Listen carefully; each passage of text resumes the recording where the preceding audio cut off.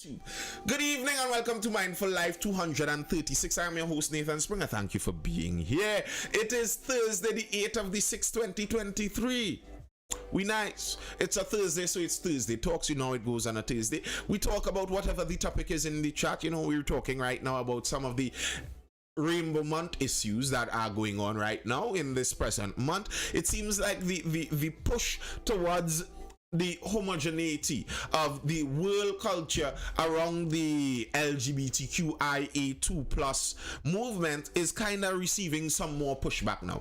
And you know, the thing is, I find this very strange. I always found this very strange. Like, this is someone's sexuality, who they decide to have intercourse with, like to get blunt and raw with it. That's what it's about.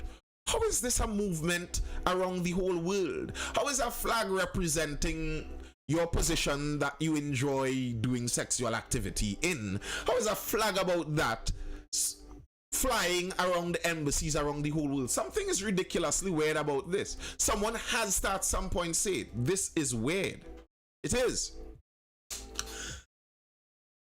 I think, yes, Modelo Bear beat Bud Light, correct. All right, yeah. So, we're talking, folks. GRY says I identify as a rich white man. Well, good luck identifying as that. I hope you get through it. All your identity, all that is supposed to come with your identity there. All right, Trini Hotep, you're on the inside, bro. What's going on? What's good, man? What's good, man? Nah, I've been seeing this for some time, man. I think it really first started with that Bahamian guy who came on television and let him know we not accepting that up in the Bahamas. Son. Oh, what did B in Bahamas stand for? Yeah. We stand for real kicks, man. That was kicks. That was real kicks. And I think he doubled down on that because as I said in the chat, the vice president of the United States of America has been doing her press tour all across the world. She was in Ghana. Now she's scheduled to be in the Bahamas, so she definitely can talk to them. So what I'm hearing currently for the past few days is that they want to sort of update the curriculum of schools in Trinidad and Tobago and the Barbados as they start in front to include such theory into the school houses of these people. And I find it very weird, especially with a country that, as we discussed on the podcast, that this country and many other Caribbean countries are very conservative on the floor level of things. Mm-hmm. So what I've been seeing with Trinidadians for the past few days is that they're cutting up about it, right? So, Trinidadians definitely pushing back towards it, and the very few liberal-minded young folks like myself, they definitely saying that, they should be accepted, what's wrong with this, So that's the current discourse, apart from everything else. So people are very much discussing LGBTQ issues at the present moment and the agenda and what that states. So, that's what's really cutting up about these things. The thing that I agreed with the Bahamas guy about is the point he was making. I don't know how many people got the main point he was making beside the big man and what the B stands for. The main point he was making is how these movements are enacted on people. He was saying that when you as an ambassador go from this country, their country in Bahamas, and go to the United Nations, what you are supposed to be an ambassador for, what you are supposed to represent, are the views of the people that have selected you to go there and represent them.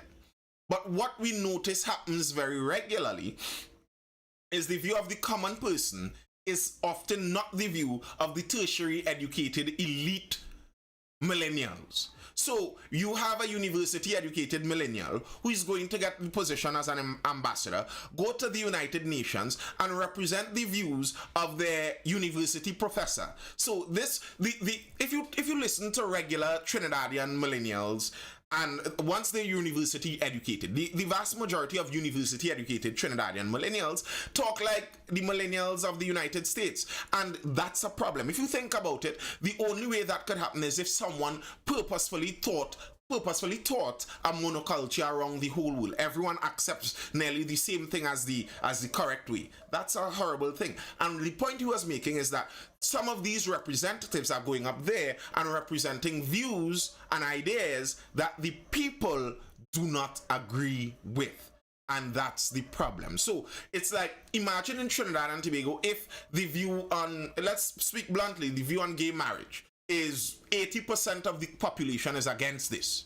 But they are able to speak to the politicians and the elite classes, and a lot of them in the political classes for it.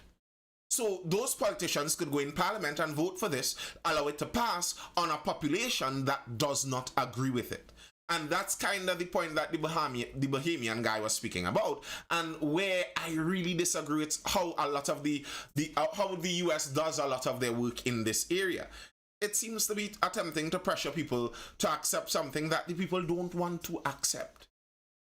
And I don't see how you could force people to accept this. I don't understand what would be the logical argument there. How are you logically arguing that you must get people? Like, what do you want people to do? Like, to me personally, I'll let it be known. I think the decriminalization of homosexual acts in Trinidad and Tobago made sense, because I don't think it's the government's business to lock up an adult based upon how they get their vibes off. That's not the government's business. But exactly, it's not the government's business. That's where it starts and ends. So the government shouldn't prosecute you for it, but neither should the government be painting all the buildings in rainbow colors. That does not make any sense. And if we are going down to the crux of the matter here, this kind of movement and belief isn't new in humanity. You know?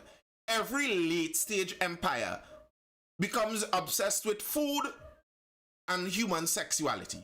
Every late stage empire, because they no longer have to worry about going and farming because all of their food needs are met. They no longer have to worry about the enemies at the gates, the wars and stuff, because the military is conquering everyone. So now all they have to do is eat and be merry, and the Romans, the Grecians, the Phoenicians, the Egyptians throughout time, as civilizations reach that late stage, they inevitably, and it usually ends in pedophilia too.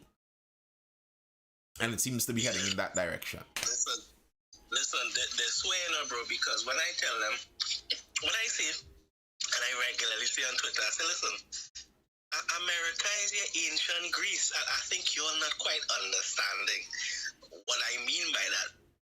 I tell people, I say, listen, do you know what's happening in a decadent ancient Greece? It was very repressive, like it was regressive, ridiculously. You know why? Because they had nothing to worry about. They had time to sit down and philosophize about things and sit down and think about other stuff, because they had nothing to do. And when humans have nothing to do, they get into other stuff. So my thing is, America is getting into other stuff because they don't have to worry about the road how to fix. They don't worry about this Cuba road. This point 14 road, and I see this about Wassa not getting water for 3 weeks. But how the US lost that battle? Because let me tell you plainly, the common person does not agree with this movement. This movement is an elitist, wealthy, rich white people movement. I'm saying it bluntly. The LGBTQIA2+ movement is a wealthy, rich, Westerner white person movement. You look anywhere else in the world that those things aren't all coalescing, you don't see that happening. You don't. And the way the regular person in the US lost out to this, because the United States is majority Christian, and Christians by and large don't agree and go along with this movement. So you would think, how on earth did the United States become the main campaigner and pusher of this movement? Well, education. Since the 60s, people have been sending their children from the age of 3 into an educational system and receiving them back when they are 25. You have no input, you have no knowledge, you don't know what is going on inside of there. You give your baby to the education system, and the education system gives you back a fully educated adult. And then you're surprised when this fully educated adult hates you and says, "Mommy, you too stupid, because my professor tell me that Karl Marx was right." That's the problem. That's how they lost. And right now, in the last decade, you look at homeschooling in the United States, and that graph is like this. If you look at homeschooling after 2020, well, the graph was like this. Homeschooling after 2020 went like this. Because people started hearing what teachers were teaching their children when the classes came home. When the classes came home and people started hearing, wait, my teacher is telling my son about using toys. And they aren't talking about action figures and slime and crayons. They're talking a different kind of toys with my child. And they started seeing it in their homes.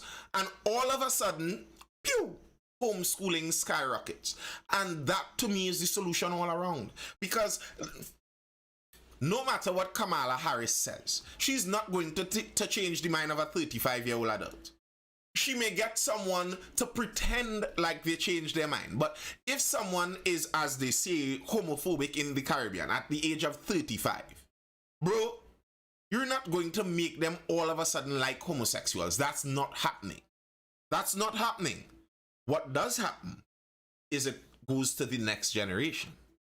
That's where the change actually occurs, the next generation. So right now, these statistics, the boomers are something like less than 2% identify as LGBTQ. Gen X was, I believe, 4%. Millennials were somewhere around 8 to 10%, while Gen Z is 25% identify as LGBTQIA2+. 25%. That's quarter of the children identify as LGBTQI. And here's an interesting statistic. Here's an interesting, 1 in 4 is extremely high, Rooney. Extremely high. But here's an interesting statistic that shows the social pressure and social contagion of some of this. And I'm speaking bluntly. People could tell me I'm homophobic after, but feel free. But here's some statistical evidence that shows some kind of social contagion side to this. Quarter of Gen Z is identifying as LGBTQIA+. But no more of Gen Z engages, and I'm going to attempt to say this as proper as I can. No more of Gen Z engages in acts that are regular for LGBTQIA plus people. So they are identifying as X, but what X does, they are not doing it. I hope you understand what I'm saying. So it's very strange. Why so many of these young people are identifying as it, but when you actually watch their life, they aren't even living out what they're identifying as. It seems kind of obvious that there's a social pressure side to this. So what you're trying to say is because people regularly make the point about this is sort of like the goths back in the day, right? Like how people used to identify as gothic to be special. Mm-hmm. You know what I'm saying? To be part of the in group. Yep. That's what it seems to me, because that's what it's looking like. And this is the thing, Nathan. I disagree with the point when you say how this whole education system is not really a nefarious one. I always look at it as this. People would use our system to do their work want to do their work as, right? So here's the thing. The same way how the Rockefellers could fund a movement and get what they need to get out of that movement so they can get the baseline up, in the same way how these elites, these radical people are using the same system to get the That is correct. That is correct. Because the thing is this, because universities now in America is just a hellscape. It's an indoctrination camp. It's like walking in. It's like you're just walking in to a concentration camp willfully and just walking back out with Adolf Hitler type tendencies out there. You know what I'm saying? So it's crazy these days. But that's in the seriousness of the education system. And I want to tell people that liberal people are smart. Don't get me wrong. Liberal progressive people ain't dumb. These people not stupid. These people well know some stuff, well educated and well tactical.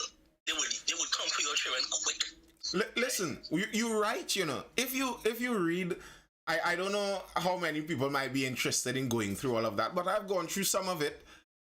You read on Gramsci. What was his name? Gramsci and some of those other guys from like the mid-20th century, mid-19th century. They literally wrote and explained what they're going to do. Like, what is happening right now? It could sound real conspiratorial when you go down that road, but honestly, the university professors, the Marxist professors of the 60s, literally wrote books and explained that they're going to do the revolution through the schools and through the universities. The long march through the schools. I don't know how many of you have heard that term before, the long march. The long march through the schools was the plan that many Marxists had, because in the Western world, there was a battle between Marxist philosophy and capitalist free market philosophy. The capitalist free market philosophy basically won, and World War II was a kind of signaling of some of that, and it blew off winning as World War II ended into the Cold War, and that Cold War with the first world nations against the second world nations, and us third world nations in the mix just wallowing in disastrous conditions. All right, so there was that battle. Free market, obviously won because it's the better one. Marxism doesn't make sense. It doesn't work. You run out of people's money to spend. But they decided that, okay, what we're going to do now is we aren't going to fight this on the political battle anymore. Sorry, Denicia John. I don't know what's going on with the notification. Blame the people who don't hit the like button fast enough. You need to hit that like button in the live. That's how the notification goes out there faster. But yeah, as you had that battle and the free market basically won, the Marxists went to the universities. If you go into a university, even in the Caribbean, in Trinidad, and you survey how many of the professors are left-wing Marxists, it would shock you. Many of them are literal Marxists. And to me, a Marxist should be treated just like a Nazi. When you hear someone say, I'm a Marxist, believe them as if they're a Nazi. Because Marxism had the same effect as Nazism. It killed more people, in fact, than Nazism. It's just now we had some of them going to the universities and soften down what it actually does. So, no, this is just, a political and economic philosophy. But really and truly, what the philosophy says is that a small political class is supposed to control all of the resources of the country. And when you enact such a philosophy, people die. So that should be treated with the same kind of evil suspicion we treat Nazism with. But a whole lot of professors in the universities around the world are Marxists and training children to be Marxists. And bro, it went for a walk. Don't worry, it will be back soon. And many of these children... You now notice the handlebar on that went like 2 weeks now. Yeah, many of these young children are coming out of university with Marxist philosophies in their head.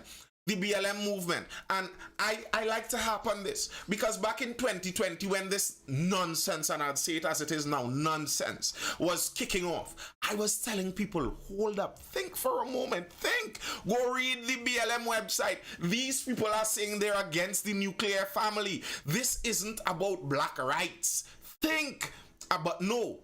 People had this black fist all over their profile. There are still people to this day with the black fist on their profile to represent BLM. Not understanding, you could literally go back and look at that black fist and it's the communist fist. Greetings, Canute. It's the communist fist. Literal. Now, it's not just a fist. Look at it. It's not the picture of a fist and they just cartoonify it. It's a fist and there's a lightning strike going through in the shape of how the fingers are folded. It's literally the communist Marxist fist. And you're out there, black rights, Black Lives Matter, promoting this nonsense. The nonsense that says they're against the nuclear family. The people that said they were trained Marxists. And now they donate, because of some of your promotions, they donated billions of dollars to them and they spent it all. As all Marxists do, spend other people's money. That's the skill of Marxism, spending other people's money. BLM, hold it on, yeah. What's up, Rooney? Yeah, Rooney. Hello. I just wanted to touch on the social contagion that's going on. It's not just the LGBT and the BLM and the whatever. Recently, I find, and I had to stay off TikTok for a while for the same reason, right? When you start watching videos and TikTok's algorithm is the worst way. They hate people. I was watching. Preach, Rooney. Rooney, you're going down a road that you make me on a rant. Go ahead. Oh gosh, yes, I sure I'm on TikTok. Oh gosh. Yeah, but I was watching one video of this Tourette syndrome thing, right? And I always found it very, very strange. I grew up, I never shout FU at anybody in my life. And I don't know a man who did. So I'm very, I was watching it, I was intrigued. And all of a sudden, all these taking videos are coming up on my For You page. All of a sudden, I start to become very impulsive. You know that way? So I realized I can't be watching these things. Like, TikTok put on a sign up on you. I am an adult. Big. My whole brain done now develop. And I started, fall into the social contagion. Far less young children who been still developing. So parents really shouldn't have their children on TikTok. 100%. I don't care nothing about age restrictions and all kind of things because the things go into young children. Especially like somebody. You're 100, Rooney. What you're saying there's 100%, and TikTok knows what they're doing. The relative of TikTok, there isn't TikTok in China, but there's I forgot the name of the app in China. They have a version of TikTok in China, and it does not work like how it works on this side of the world. TikTok bans people who speak sense. If you speak against LGBTQIA2+ stuff, you can get banned on TikTok. And they promote pro-LGBTQIA2+ stuff. And the strange thing with that is TikTok is owned by China, and China is against that. So it seems to me that they're promoting something that they know and think is deleterious to the culture. Yeah, they're trying to. They know that. And they're allowing that on TikTok. TikTok's algorithm is one of the most powerful in the world, and it's one of the most obscure. I regularly tell people I post a lot on TikTok, but I don't really view TikTok that much. Let me tell you why. I don't understand the TikTok algorithm. I cannot predict the TikTok algorithm. It doesn't make sense. When I post content, I have no idea whether it's going to go viral or not. You can't predict it like that. The TikTok algorithm is very opaque. Like on YouTube, you could kind of learn how the YouTube algorithm works. Instagram, you could learn how the Instagram algorithm works. You don't really do that with TikTok. You don't know. I personally feel, for example, like TikTok's algorithm isn't based on just the virality of the views on the video. There's some thumb on the scale. So, for example, someone who is a new content creator on TikTok, they're going to give you a lot more views to get you hooked on it. And then you will have 100 followers and be getting 50,000 views on a video. You're going to get hooked on it. After you reach to 50,000 followers, your views drop to 200. TikTok is a strange app. I wish. it's a strange app. Get 50,000 views. It's a strange app where it's very difficult to tell what's going on where. That's why countries are looking into banning TikTok. I believe children should not be. To me, I think Ronald Reagan in the United States made the mistake starting this off in the 80s when he lifted the ban on advertising towards children. Children should not be advertised to. That's my view. I mean, we shouldn't even reach the point of TikTok. I think advertisements in and of themselves should not even be geared towards children, because advertisements, marketing is attempting to, in a way, hack the human brain. That's kind of what they're attempting to do. They're trying to get into your subconscious and get you to want something that you may not have otherwise wanted. I do not want a child who hasn't yet developed a lot of their adult thinking capabilities. I don't want a child to have to maneuver through that landscape. It's like when you go to the stadium or wherever you go to some of these functions and you see those balloon men or those cotton candy men, and they come into the child and give the child a balloon dog. And then telling the parent that that's $20. Sir, I will walk off with your balloon dog. Don't give a balloon dog to my child just like that. If you gave it to them, well, thank you, and we are leaving with this. Do not make my child cry by grabbing back the balloon. I never told you to give them the balloon. But anyway, that's what I'm saying. The advertisements should not be... All right, Code 42, I will put some in. The advertisement shouldn't be towards children. That's way back then. And then fast forward 40 years and advertisements starting making children want to buy all kind of nonsense through the 90s. That's what made the 90s the kind of fairy tale for children through the 90s, because advertisements geared to children were aplenty, but they were family oriented children advertisements, because there was still that nuclear family feel in the 90s. It made the 90s like a fairy tale. 90s were perfect to grow up. If I wanted to grow up a child in a decade, 90s would be the decade. But after that, it went on to the social media side, and the social media algorithms are doing the same thing times a million. Children are not built to be able to fend off that. They are not capable of fending off that level of persuasion. They are not. When a 14-year-old girl, her body is now developing, she posts something online, and thousands of men tell her you are the most beautiful girl on earth. Okay, you might say that as an adult, that shouldn't sway you, but for a 14-year-old girl, listen, you have to understand how the human brain developed. The human brain developed to have a reaction to these things. Our friends, our social circle maintains our sanity. So if I'm doing nonsense, my social circle is going to condemn me and tell me I'm doing nonsense, and my body, my brain is going to feel bad, and I'm going to not want to do the nonsense. If I am doing well, my friends, my social circle will tell me you're doing well, and that will really release something in my brain, and I'd want to do it some more. Now, this mechanism and feedback loop was supposed to be for tribes and villages. That's where the human being is supposed to be. A tribe of no more than 50 or so people. When you, and 50 people that are family, relative, and friends to you.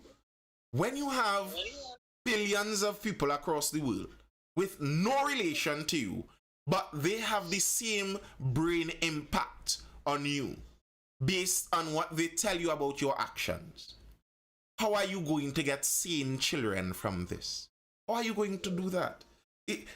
One of the most heartbreaking things to me on TikTok, and I do look at these things on TikTok, is when you click on a female profile, and you all could go look at this on TikTok and tell me if you all notice it too. And I've said this before. You click on a female profile, and you see the clothing and the lack of underwear. We know how many of them are on TikTok. And people pretend like they don't know what they're doing. No, I just dress like this. I have no idea that my nipple is showing through this video. What? No. You're such a pervert. How dare you? Okay, of course. But go through those profiles. Scroll back to the first video. Watch when this young lady was dressed in a normal clothes, just making silly videos of whatever her interests are. And then you see the videos, low views, low views. She posts the one with a certain kind of clothes, a certain kind of action. The views jump. And then you see her post more of it.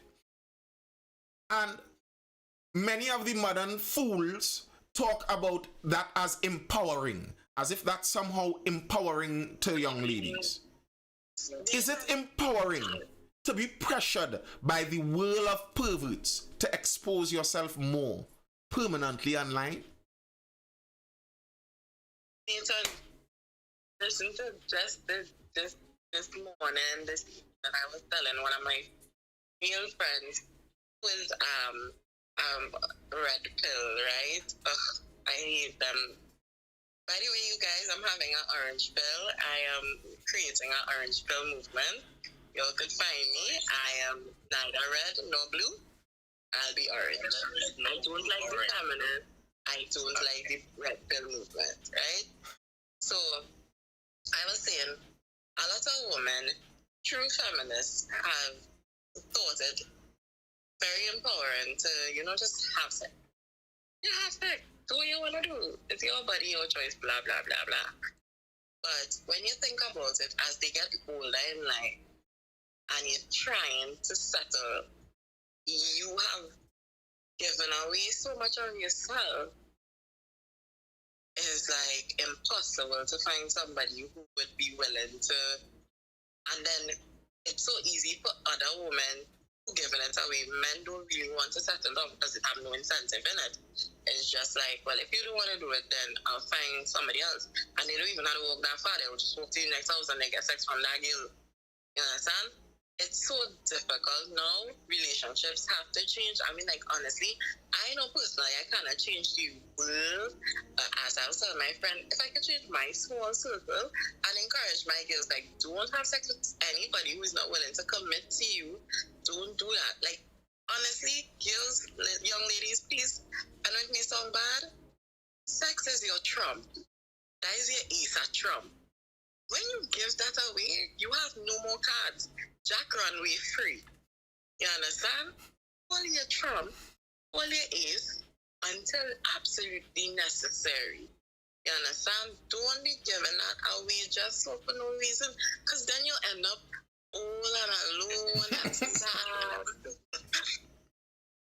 Ernie, I appreciate that, because I remember this discussion I had with Rhea, was it last week or something like that? Similar along these lines. You got in all fours, partner Reeve. I went to UE. There's no choice but being good at. I played all fours till I don't want to see all fours for probably the next decade. So I have played a little, but yes, I'm good at all fours. But yeah, I appreciate that, and that's the point that I was making to Rhea, because I think what has happened a lot is many of the young ladies were lied to.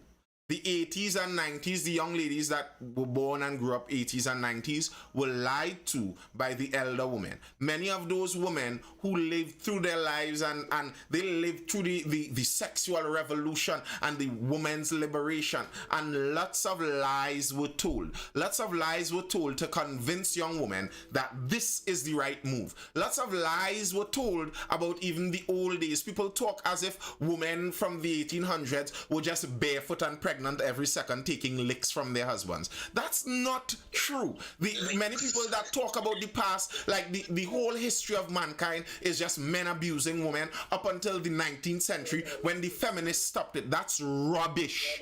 That is not history. Listen, a daddy today doesn't want anybody beating up their daughter. You think a daddy 3,000 years ago wanted somebody beating up his daughter? You think the human daddy changed? It's the same human daddy.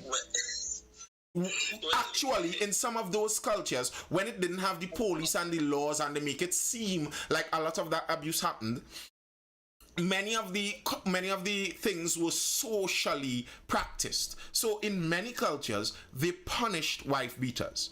Many cultures throughout the world for thousands of years. So let's not pretend and lie to the young people. And that's the point I was making. I think, and it's not that you have to tell a 16-year-old girl that get married by 19 and make your babies by 22. I'm not even saying that. But I think give them an accurate layout of what lies ahead. Let them know that, okay, by the age of 35, you're talking geriatric pregnancy. Nearly every woman at the age of 50 who is childless regrets it. So, okay, you might not want a child in your 20s, but you would in your 50s. And you cannot make one in your 50s. You could make one most easily in your 20s. So you would have to make that decision kind of soon. Also, these men, it gets harder to pick them as you get older. So yes, you're 22 now and you have your pick of all of them. But take the best pick now, because fewer of them are left as you get older, and it's kind of the worst ones are left. You know, if you're growing with a group and all the best ones are being picked off of the top, you know, it's like a big mug of men. You have a mug of men you're growing up with as a woman. And as you're going, some women are sipping some. They're sipping some and drinking them off as husbands. That's a husband for Joyce. That's a husband for Janice. That's a husband for Rita. That's a husband for Shalini. All of them have their own husbands. And you're there only twiddling your fingers in the mug of men. Ooh, I like to feel how these men feel. Oh, look how they enjoy me twiddling. And you're getting older. And the mug is getting shorter and lower and lower. And I don't know how many of you have made actual fruit juice with real fruit and real brown sugar. The old time days Caroni brown sugar. I don't know how many of you have done that. But when the juice that is left back in the mug, and you reach down to the end, you get dregs. All that kind of thing that's scratching up your throat. That's what is left in the mug. And that's what many people are doing. So I think this reality needs to be laid out to young ladies. And the trope of girls getting mature faster than boys, that was a trope because this was the understanding. Girls have to think about these things more seriously, more quickly than boys do. Exactly. The thing, you know what's funny, man? Because I really look at all these movements and I've really realized that it all sorts of like encompasses the same thing. Elite top people wanting to sort of control the mass populace. Like, think about it, right? Women's liberation, feminism, all the different waves. Elite, top white women wanted regular women to join with them because they are women, they share the same characteristics, or they think, and they think that they share the same oppression. You know what's funny? When I tell people this, like, let's take a look at the United Kingdom. Let's take a look at 1,000 years ago. Not even 1,000 years ago. Let me say 500 years ago. 500 years ago, at the height of monarchy, your common woman was doing work. They had the most freedom. Your noble woman had less freedom. You know why? Because they had to endure duty. They had to endure rules and regulations. So, of course, the women didn't want to do rules and regulations as noble women, as women of wealthy birth. It makes no sense. You're preaching in a hotel. Exactly. The fact that noble women could come down the hill, right, and tell regular women, you know, you get oppressed. You get oppressed yet, but you get oppressed, and you need to join us because that is the way to go. And I really want like people to look at the people who have mapped out manifestos for movements. Like, look at Stalin, look at Lenin, look at Mao, look at their manifestos, look at the things they have written about the movements that they have started and ran. Ridiculous, damaging, kill millions of people, damage whole generations. We literally have Gen Z people going down the drain pipe due to American movements. Due to movements that have started in Russia. Yeah. Due to movements that started in Eastern Europe. You see what you're saying there, Otep, about the wealthier women pushing a lot of that feminism on the poorer women. I was reading up on some of that, the history of feminism. Bro, it's brutal. Most of the poorer women, the majority of them, were against feminism. because they understood that in order for me to live, when my husband goes out to the manual labor, I want the manual labor job to pay him enough to pay for both of us to live and me to see about the home and the essential jobs at home. Now, for the wealthy woman who may have had access to careers like the law field and all of that, she's like, well, I want to get the same thing as my man. But for the poorer woman, the same thing as my man is cruel manual labor that is crushing. I cannot exist in that world. But the elite wealthier class came down and said, well, you don't know that you are so oppressed. These men, when they go out and break their backs in the coal mines, they are keeping you at home as a slave. People bought this nonsense. Like the men dying at a 30% rate in the coal mine were enslaving their housewives who were seeing about the children at home. And what we lost was in pre-industrial era, what some people seemed not to understand. The reason women didn't own property was the economic unit was the family. The family was the economic unit. So, okay, the man didn't own property. The woman didn't own property. But she was married to a man that couldn't divorce her. That if he beat her, the community would beat him. That had no choice but to come home every day and give her the majority of the money. So there was social barriers to hold this in. But now you're saying, okay, well, this is unfair that the man must own the property. We want to be able to pull it apart. So now the woman must be able to own the property. And some people didn't understand that this move wasn't about empowering women, but about atomizing society. So now the family isn't needed. And from the moment society became more atomized, the birth rate dropped. And the wealth distribution started to shift a little more.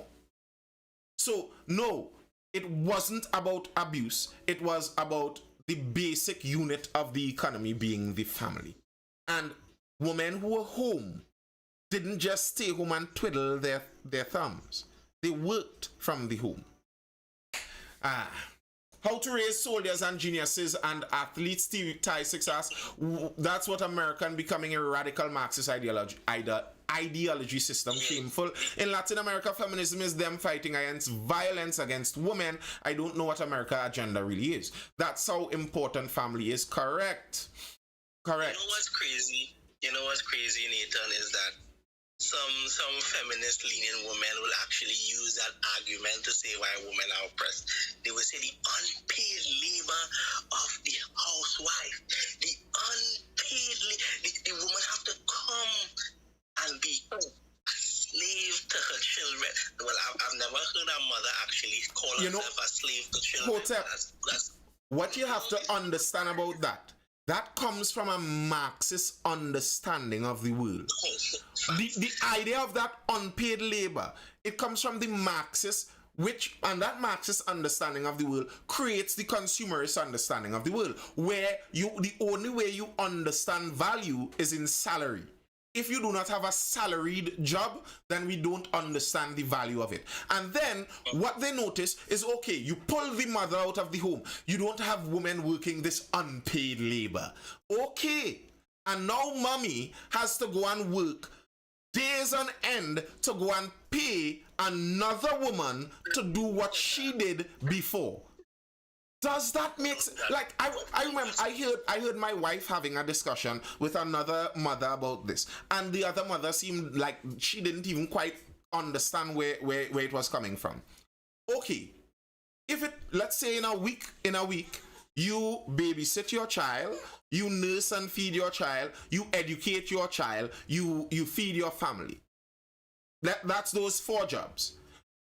If you go to work, you're going to have to make money in that week to cover all 4 of your jobs. You're going to have to pay to get the food from outside, cooked from someone else. You're going to have to pay for the babysitter. You're going to have to pay for food for your family. You're going to have to pay to clean up your home.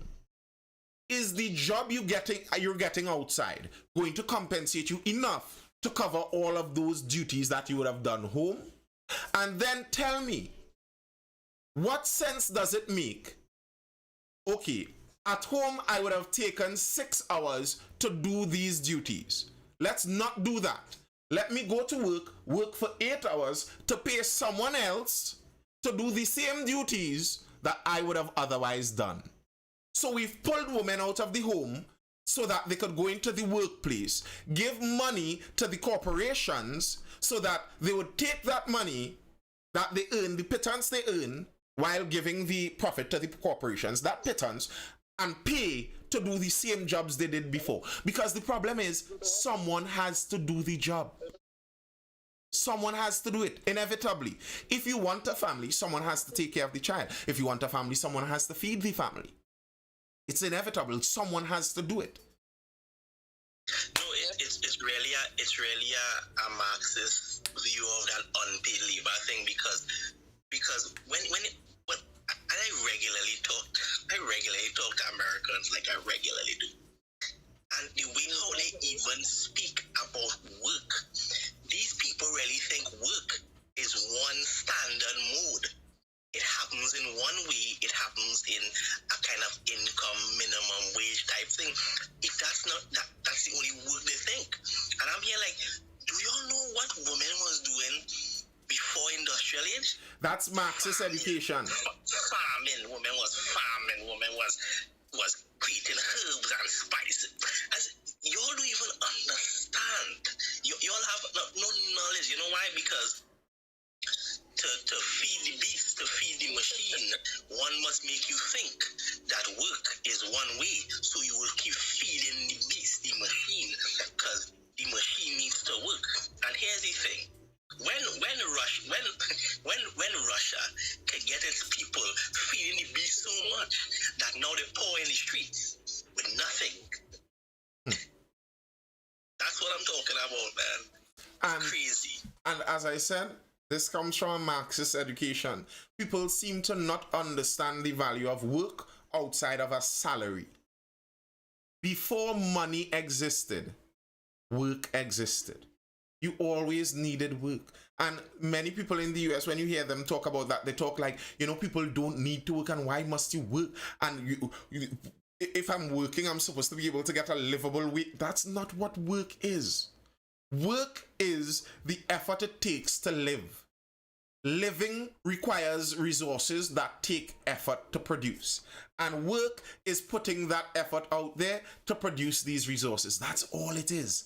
And you would always have to put that effort out. Regardless of which area you're in, you would have to put the effort out. If you aren't putting the effort out, then you're stealing the effort from someone else. That's just the way it goes. So if you hate work, you're already on a bad side. And you're right, a lot of them, but that's again, as I say, again, the Marxist education. This feeling that the whole system runs on an industrialized economy. And where I get paid from is from my employer. So if I'm working, my employer has to pay me a livable wage and minimum wage. These are Marxist thoughts. There shouldn't be a minimum wage. There's nothing like a livable wage.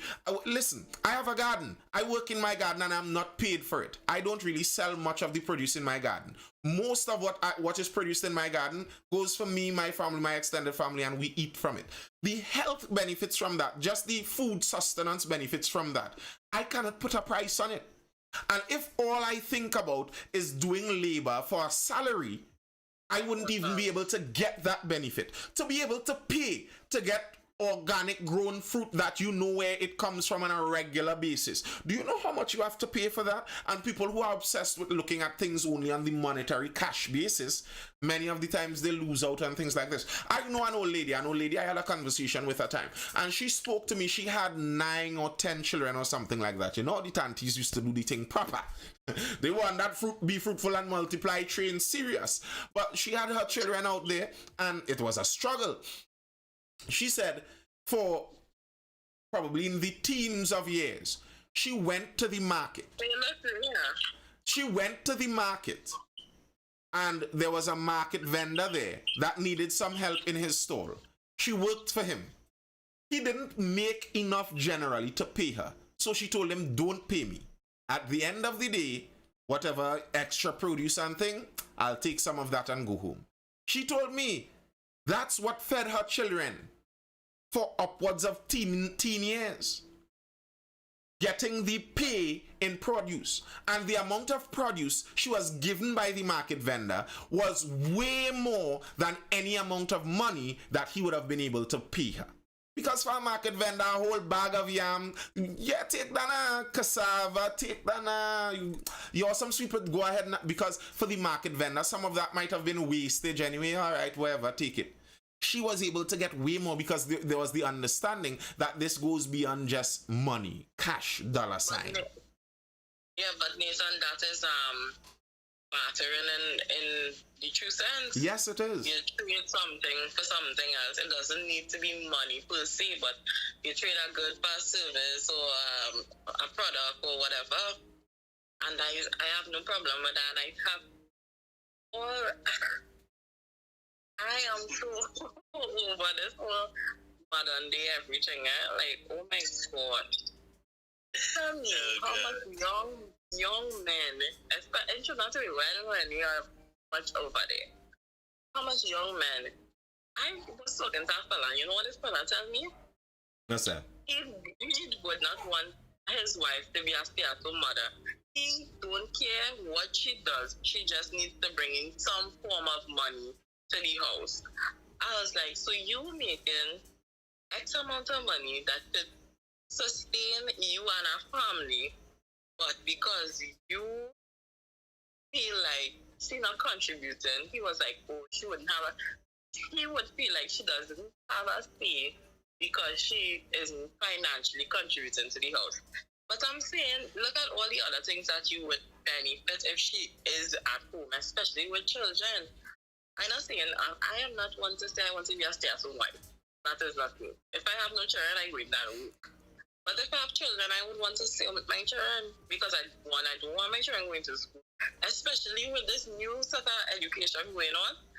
That is not for my children. I would prefer the role of staying home, taking care of them, teaching them, feeding them properly. You know, do a little gardening, I could sew a little bit. You know what I'm kind of saying? You know. I don't understand how a man could watch me in my face and tell me he do not care if I work in a grocery, as long as I work and financially adding something to the pot. That's a man that doesn't understand. He doesn't understand economics. There's a what's the word for that? You have an amount of value you get for your time. There's a returning, what's the word for that? The value that you get for your time that you put out there. So if you put out 10 hours in the grocery and you get $200, are you telling me that your wife that you selected out of all of the women in the world couldn't figure out 10 hours of work in your household that would have provided more than $200 in value to the household? And again, that's people who only think in cash. That happens when you only see things in dollars. That's the problem. Okay, look at the health of young children now. Look at the health of children. Obesity. Children have diabetes from a younger age. Do you think that might have something to do with the fact that mommy is working so she can't cook? So now you have to buy food every day for the child? Do you think that may have something to do with it? And okay, which is more valuable to you if you want to produce a family on into the future, to last through the ages? Is it more valuable to have healthy children or to have an extra $3,000 per month? Like, think about it. How much would you pay to have healthier children, a cleaner environment, a more peaceful home? How much would you pay for that? And I think some of the problems we have here, and I was listening to how you stated that also, Rooney. Many people have it like it's a binary. It's either or. It's either you're a stay-at-home mother or a stay-at-home wife, or you're working. It's not either or. There isn't a line or a dividing line where, okay, we jump into the working mother role or we jump into the stay-at-home mother. No. You could be working, but working 1 day per week. You could be working 3 days per week. You could be working 2 hours per day. You could be working 1 hour per day. You could have a parlor in front of your home. You could have a mini mart in front of your home. You could have a nursery at your home. Like, there are so many. The limited tunnel vision kind of idea we have because of this consumerist cash-based society we have. And I'm not blaming capitalism. I'm actually blaming Marxism for that. Marxism taught people that the only way we get value is from the salary. The number of dollars you get is the value of your labor. That's incorrect. That is not correct. And it's not an either or. It's not an either or. You could be a seamstress. Where all the seamstresses gone? My school pants, all my school pants were sewn by stay-at-home mothers. Nathan, let me be real. I think we, because this whole stay-at-home wife, housewife, working woman thing really came about with modern day feminist thought. Because women have always worked. Work is work. There is no real stay-at-home housewife. A housewife is a woman who works. That house working. That house was a well-oiled machine. You see the same thing, right? I know you all seen this before, like maybe like what the 2000s, 2010s, early 2010s, when when Al Jazeera and BBC News used to do their documentaries on Africa, and they will go into the rural parts of Africa, and you all see the women with buckets on their head after they come from the river and shit, and you talk about the poverty, all the poverty. That was work. You know when them women go in that water and them seeds and them beans back to the house, their home, when they had their children and their husband to do some work. You know what's funny is this: people don't understand how much of a well-generated family really is. To be honest with you, Hotep, I would go as far as saying family is the only true wealth generator. Because it's the only thing that allows you to carry the wealth on in time.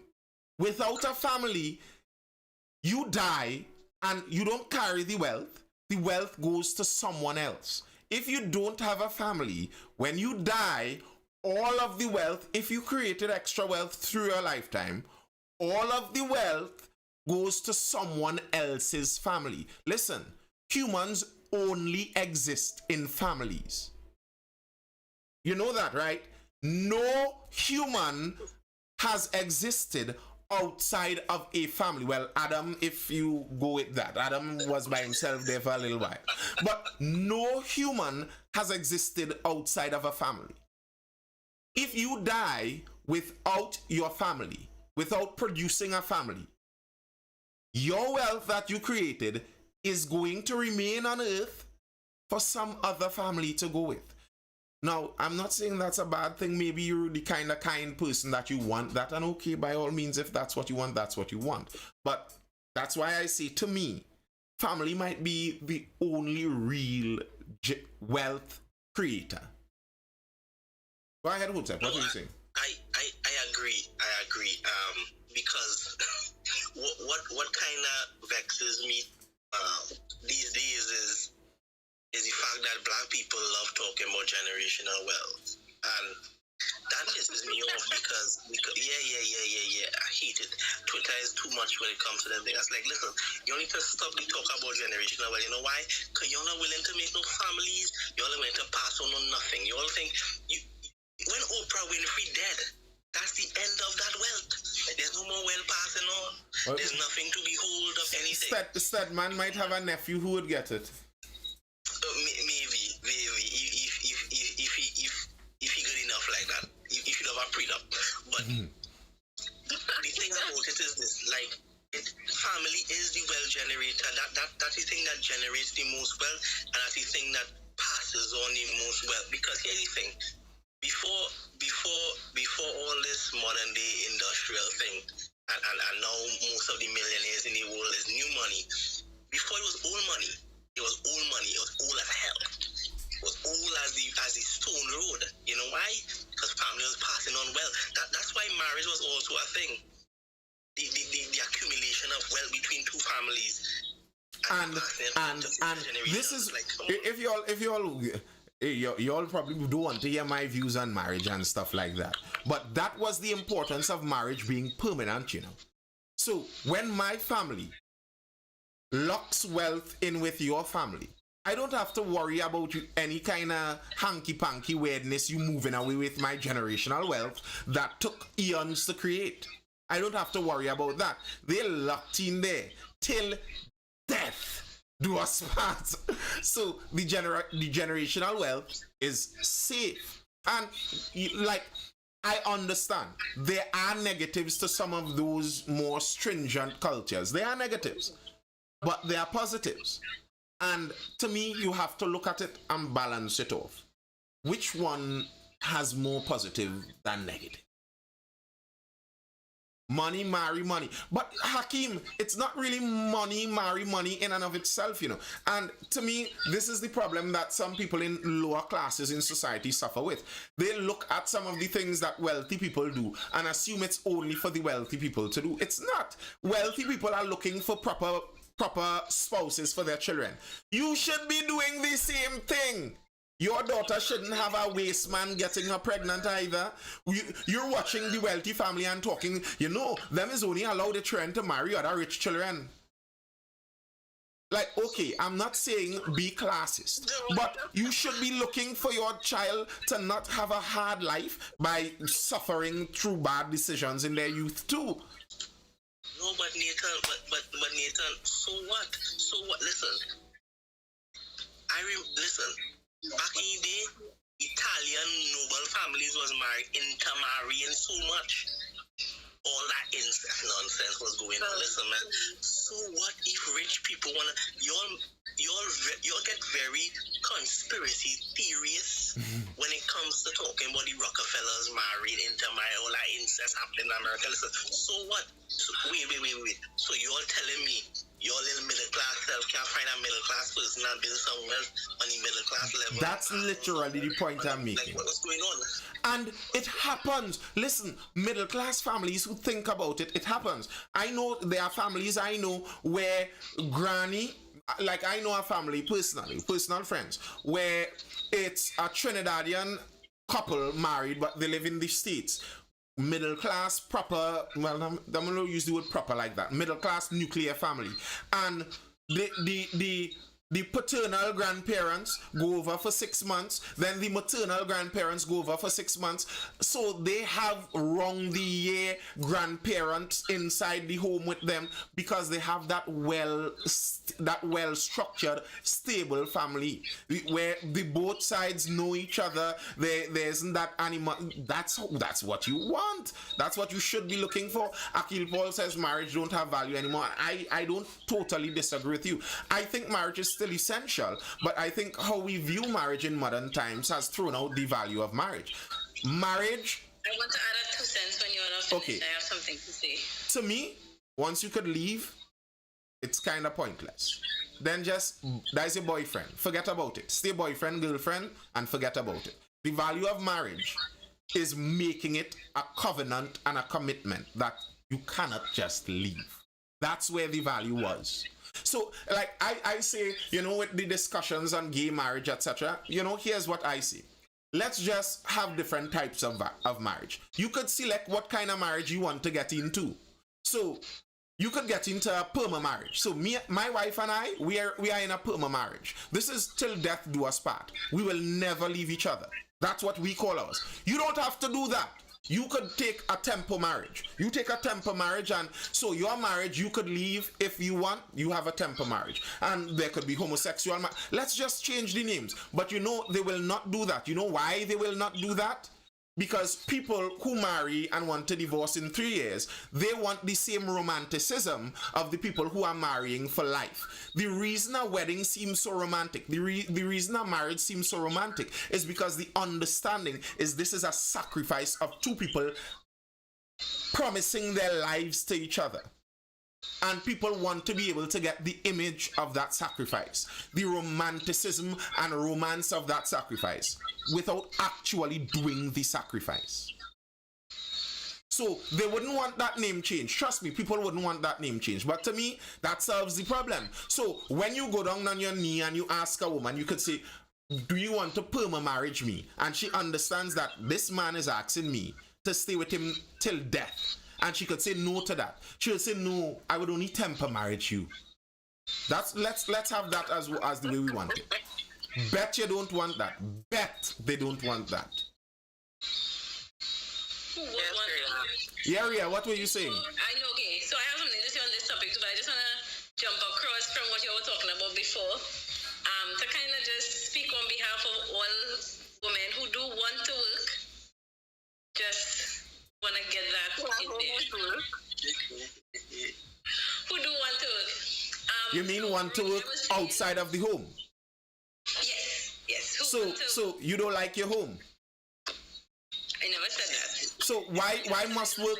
No, if you want to work, work could be done home. I don't like housework. So You don't have to do housework home.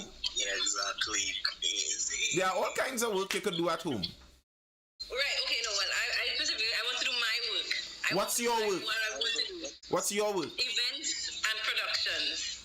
I want to do. So you don't think from a family perspective, a family could put on lots of events and productions, and you could work as a mother around your family, tied in with your family, doing events and productions?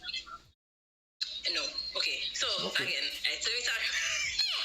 So on behalf of all females who do want to work, let me just put some points forward.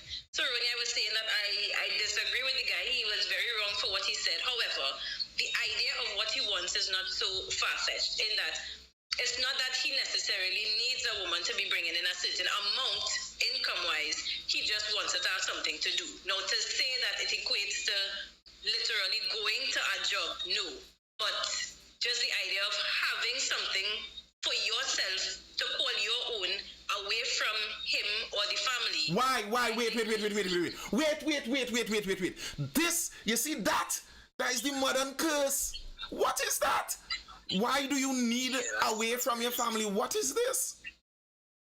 To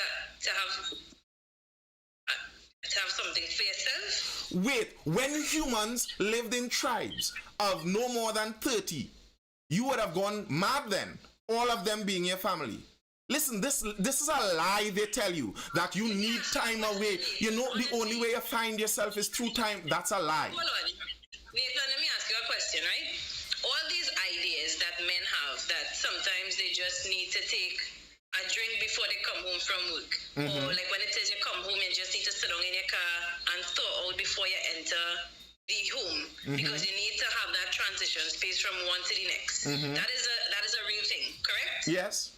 Where you just need that something where it is you're not a husband, that where you're not a worker, where you're not a boss, where you're not a father, where you're not anything, just that little piece of time. It's not a permanent thing. You don't want to forever not be a father or forever not be a husband, but you just want. No. Let me just explain how I see that. I never have a time where I don't want to be a father. There's a time where, stress levels could rise and you want a breath. You want to take a breath. That's a different thing. If you want to go to the spa and you want to take a breath and a breather, I think that's a different thing than trying to tell people that in order to really love your family, you must be able to spend hours away from them. That's how you really get it. I need time away from my family. I feel like you're putting words in my mouth. That's not where I was. But that's what a job is. That's what you're saying. You need something away from the family. No. Listen. Okay, hold on. Take your time. We're going back. Okay. We just backpedal a little bit. Okay. Entities, you need that transition space between work and home just for yourself, right? I need to decompress sometimes. That's the way I say it. To decompress. Okay. Right. So now when it is you also think about it. If it is your whole life was centered around work, it could be frustrating. It could be something that you don't necessarily want. You mean like 90% of men's lives? If it is your entire life was work, you would not want that, correct? My entire life is work. You don't have a Listen, Ria. Let me explain. Ria. No, wait. I'm not going to cut you across. You're going to finish. You're going to finish, Ria. Let me just go ahead. For many men, their entire life is work. That is the traditional model. The woman's life is the family. The man's life is the work. Everything he does is in pursuit of bettering and making more of the resources from work. Many men live their entire life like that, and they don't have a problem with it. They don't want to retire for 3 months to get away from the work supplying their family. They don't mind doing it. If you're talking about you're stressed and you want a breather, that's something different than you're fed up doing the thing that your entire life is surrounded about. If you're talking about my life, my average days, and this is including Saturdays and sometimes Sundays too, wake up 5:30 and you start work, then I do lessons in the afternoon, then I do recordings at night, straight through, and then you sleep. After 12 I go to sleep to wake up 5:30 and do the same thing again, and I don't mind because I'm trying to build something for my family to go on with. So I'm thinking if I was in the woman's position here, I might be the same way.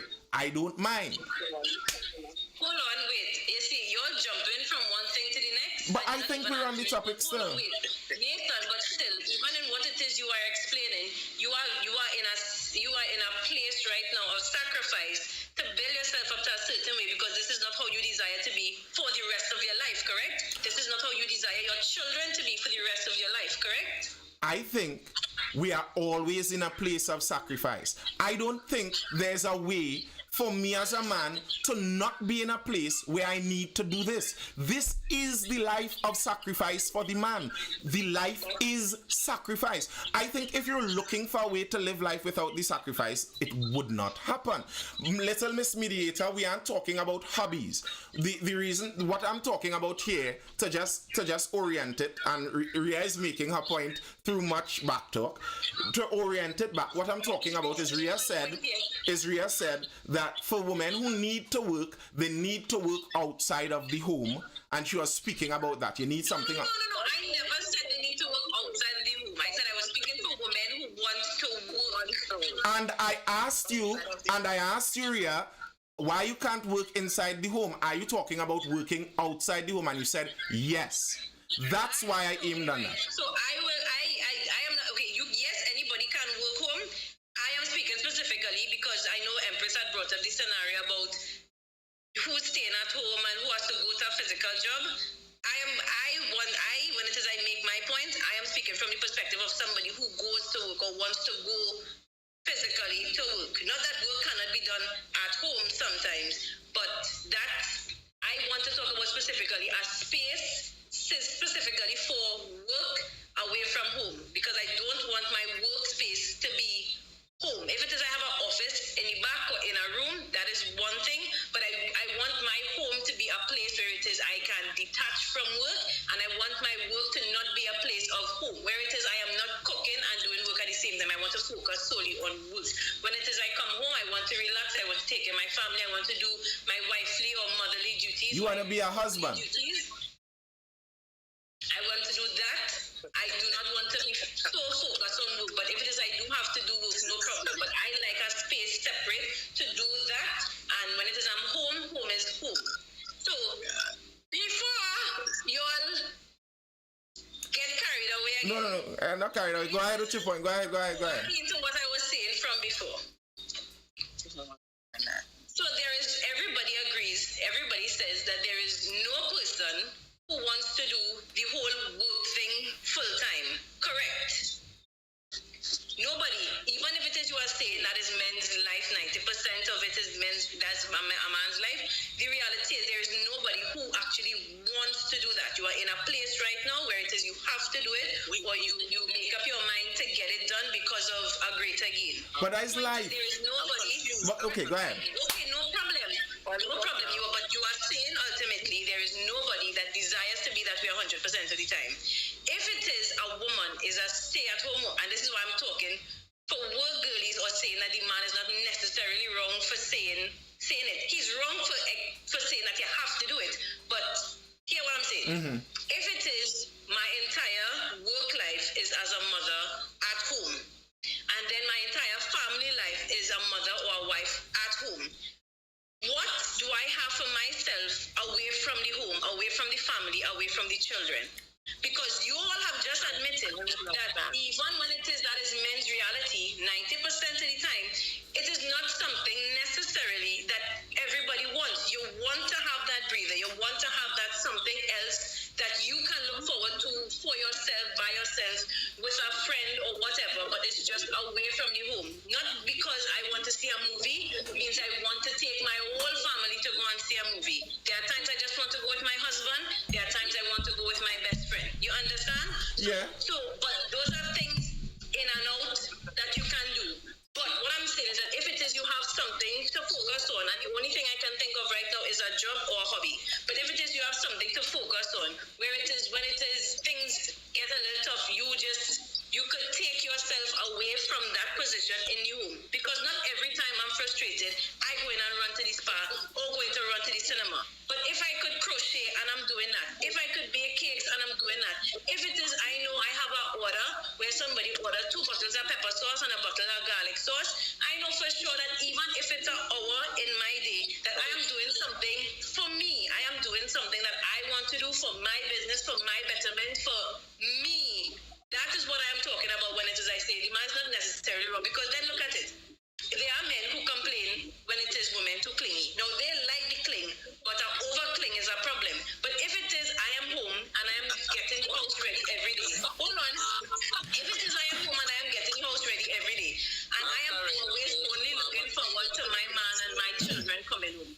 It means that when it is my man calls me at 5 o'clock and says, we're staying late because we have to work late, I vex with him because the only thing I have planned for my entire day is for when he comes home. Because I have now cooked around his schedule of when he comes home. I now have to sit down and eat lunch with the children alone, and that's no problem because I love my kids. But there must be more to my life than just Ria, Hakim just now, if you talk too much, you don't want to hear. There must be more to my life than just my family. There must be something for me. Hear what I'm saying, Ria. Hear what I'm saying, and I hope you listen. And I don't mean it in an insult, but it's just the truth. What you're saying there is a modern ideology and a modern selfish ideology. Like you just now, you literally described selfish behavior. I want things for myself. I want to be able to have things for myself. What the traditional idea? Just now, I allowed you to speak. You would get a rebuttal after. So I don't understand. I gave you that whole piece. What the traditional idea is that I don't live for myself. What I do when I'm waking up 5:30 and I'm going to bed 1 o'clock, I am not doing that for Nathan. It's not for me. It's for the family. It's for a legacy. As I said earlier on, no human is born outside of a family. We are plugged into a family. And the older traditional understanding of humanity is we have duty. We have responsibility. We are plugged into a position. Hakim, mute your mic, bro. We are plugged into a position of duty and responsibility. The idea that we could live in the world without duty and responsibility is a childish, immature, selfish idea. And what many just now what many women will say in that, and I know some women who believe that, yes, you do as a woman, if you are a stay-at-home mother, you're a housewife, however you want to say it, obviously you would get a bit tired of doing the same thing as anyone does. If you're a man doing the same job every day, if you're a garbage man standing on the back of the garbage truck, there are some mornings you wake up 2 o'clock and you don't feel to do it, you're tired of it. But that's the duty and responsibility of it. And okay, you're saying that for some people like you, you have learned and understood that there's some hedonism to life, there's some self-gratification to life, and you want to be able to provide that self-gratification for yourself. Well, what we need to understand is gratifying self and working towards legacy of family,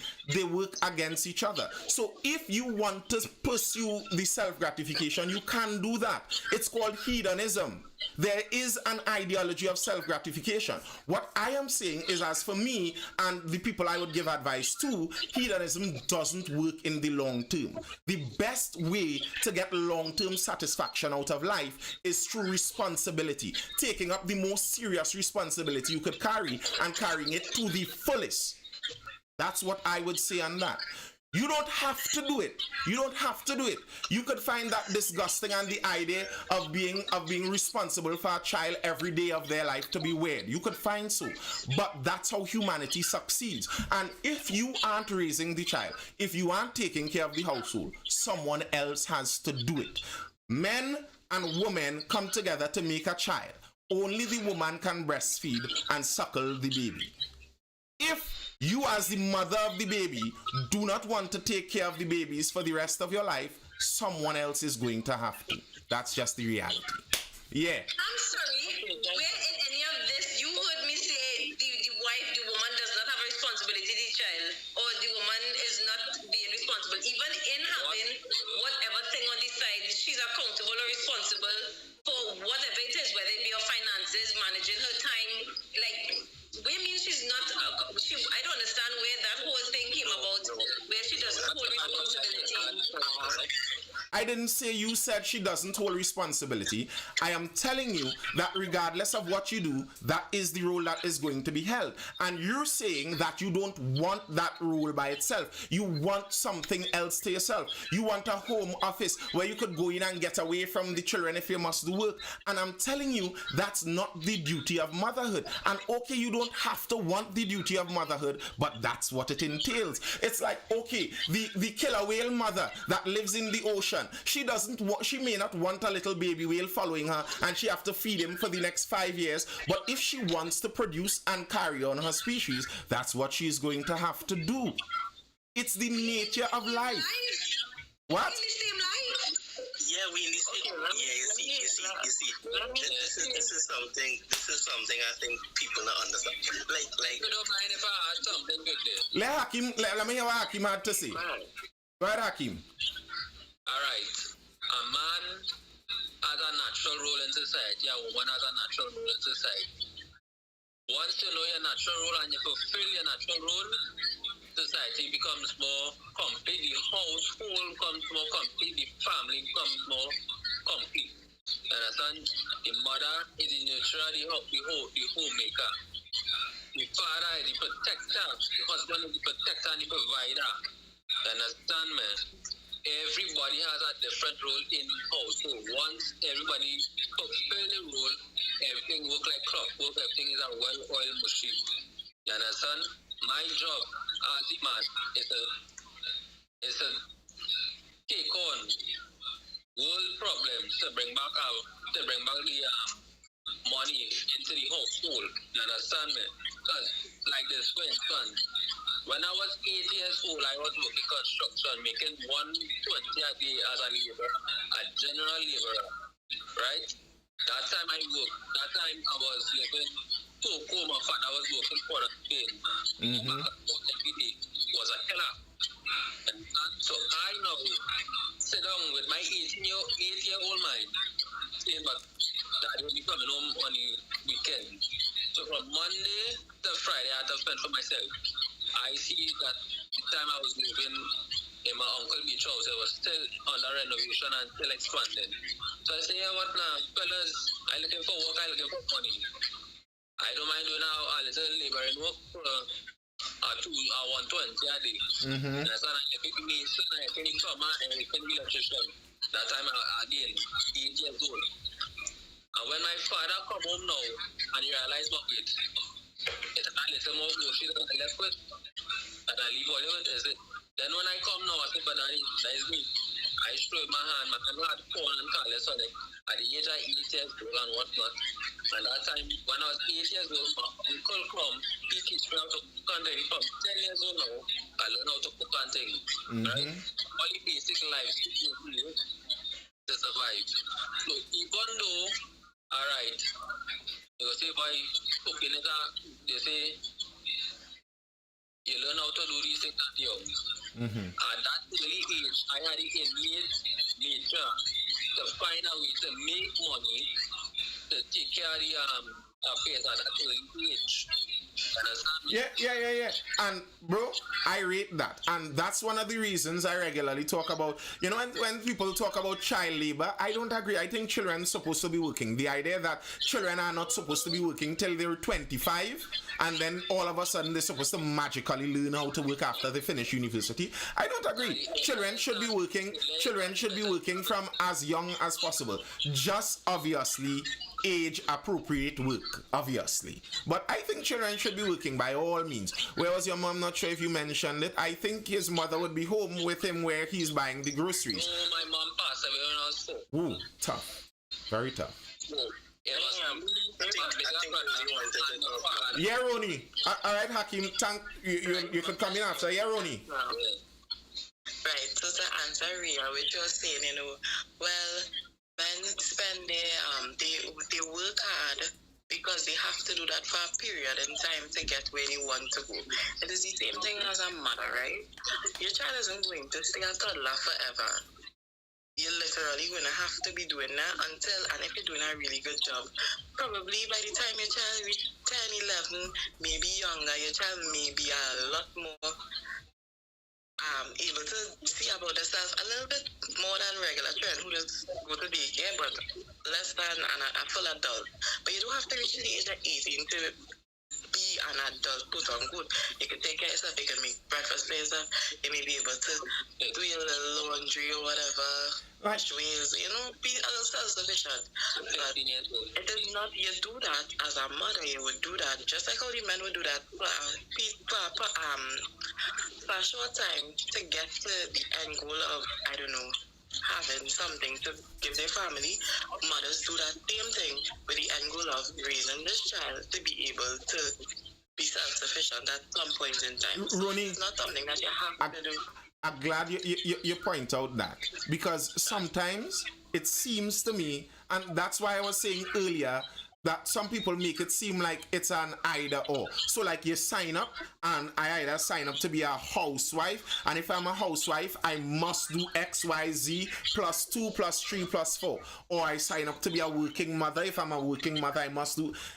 These are terms that we created. So as you're saying, the mother part of your duty doesn't necessarily have to take 24 hours of your life. So it's not like you're doing motherly duties 24 hours of your life. There are other things to do, as we were talking about earlier. All those traditional women who worked from the home, the issue was the home was the unit of economy for the country. That's why the men held the title of the land, because it was inconsequential. The family was the basis. That's why, as a man, my name is Springer, but that isn't even my name. I gave Springer to my wife and my child, but that isn't even my name. It's my father's name, and it's not even his name. It's his you understand? And in that way, it's as it were you're plugged into an entire massive society that you're playing a duty and a role in, and your duty and role isn't secluded to the one duty of motherhood. You have so many other things you could do in the meantime. What I am talking about is the idea that we have taught many modern young women that somehow, in order for you to be a person, in order for you to really see your true self, to be your true self, you must have views and goals and accomplishments outside of the home. If your only accomplishment is raising a child, no. I must have my personal accomplishments for myself. As if anything is for yourself in this world. You're plugged into a whole system. Yeah. So, alright.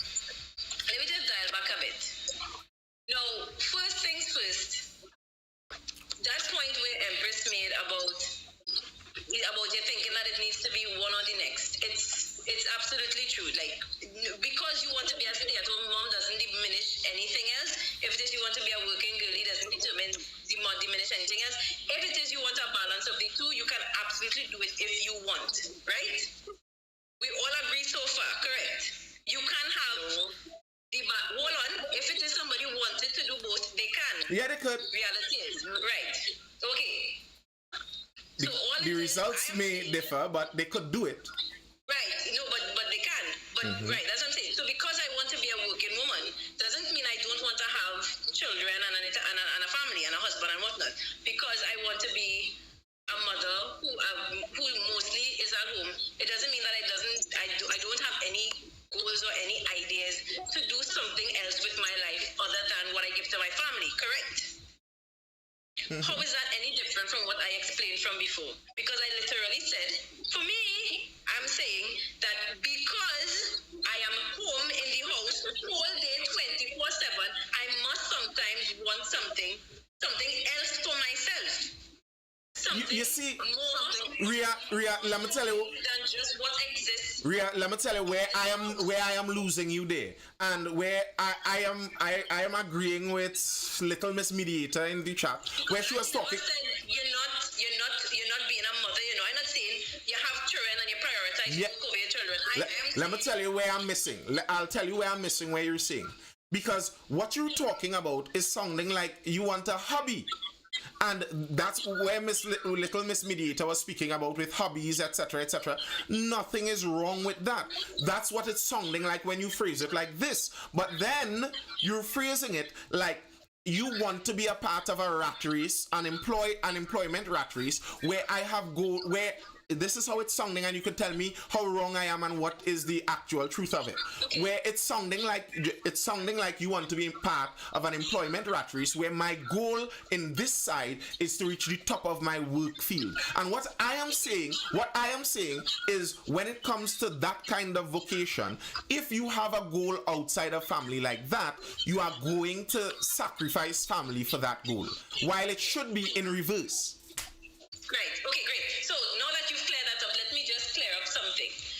This is why I brought any point where it is, I said, I think I understand where the man was coming from, because it's not necessarily that he needs you to bring a certain amount. He just wants that you have something for yourself, or something that you like or you look forward to, something that you work on, or you getting your thing set up to organize it, right? And that's why I also brought up the example of when I was talking, whether it is I bake a cake or make garlic sauce, and I literally said 2 bottles of pepper sauce and a bottle of garlic sauce, because it's not necessary that I might like to cook. Somebody might taste my garlic sauce and say, hey, your garlic sauce is real good. How much for a bottle? And I start selling pepper sauce and garlic sauce. But I'm not selling pepper sauce and garlic sauce. Like, I have to make a certain amount per day and get it to a delivery thing and put it in a grocery and then find out if these people will tell. No, it's just a simple thing. Like, there is something more for me to do, because somebody likes my garlic sauce. They ask me to make a bottle. During Christmas time, I might have an actual something more going, because a lot of people cook around the holidays. So it's like, hey, I get an order today. In total, I have 12 bottles of pepper sauce to make. Tomorrow I might have a 5 additional to do. Like, and because of how things going in that season, I might now have to say, okay, all right, so I have to start planning it. Those who order today will get it 2 days from now, etc., etc. But nothing in the examples that I'm giving says that the work has to be any one particular way. If it is the work that I am doing, that I want to do, requires me to be a certain way.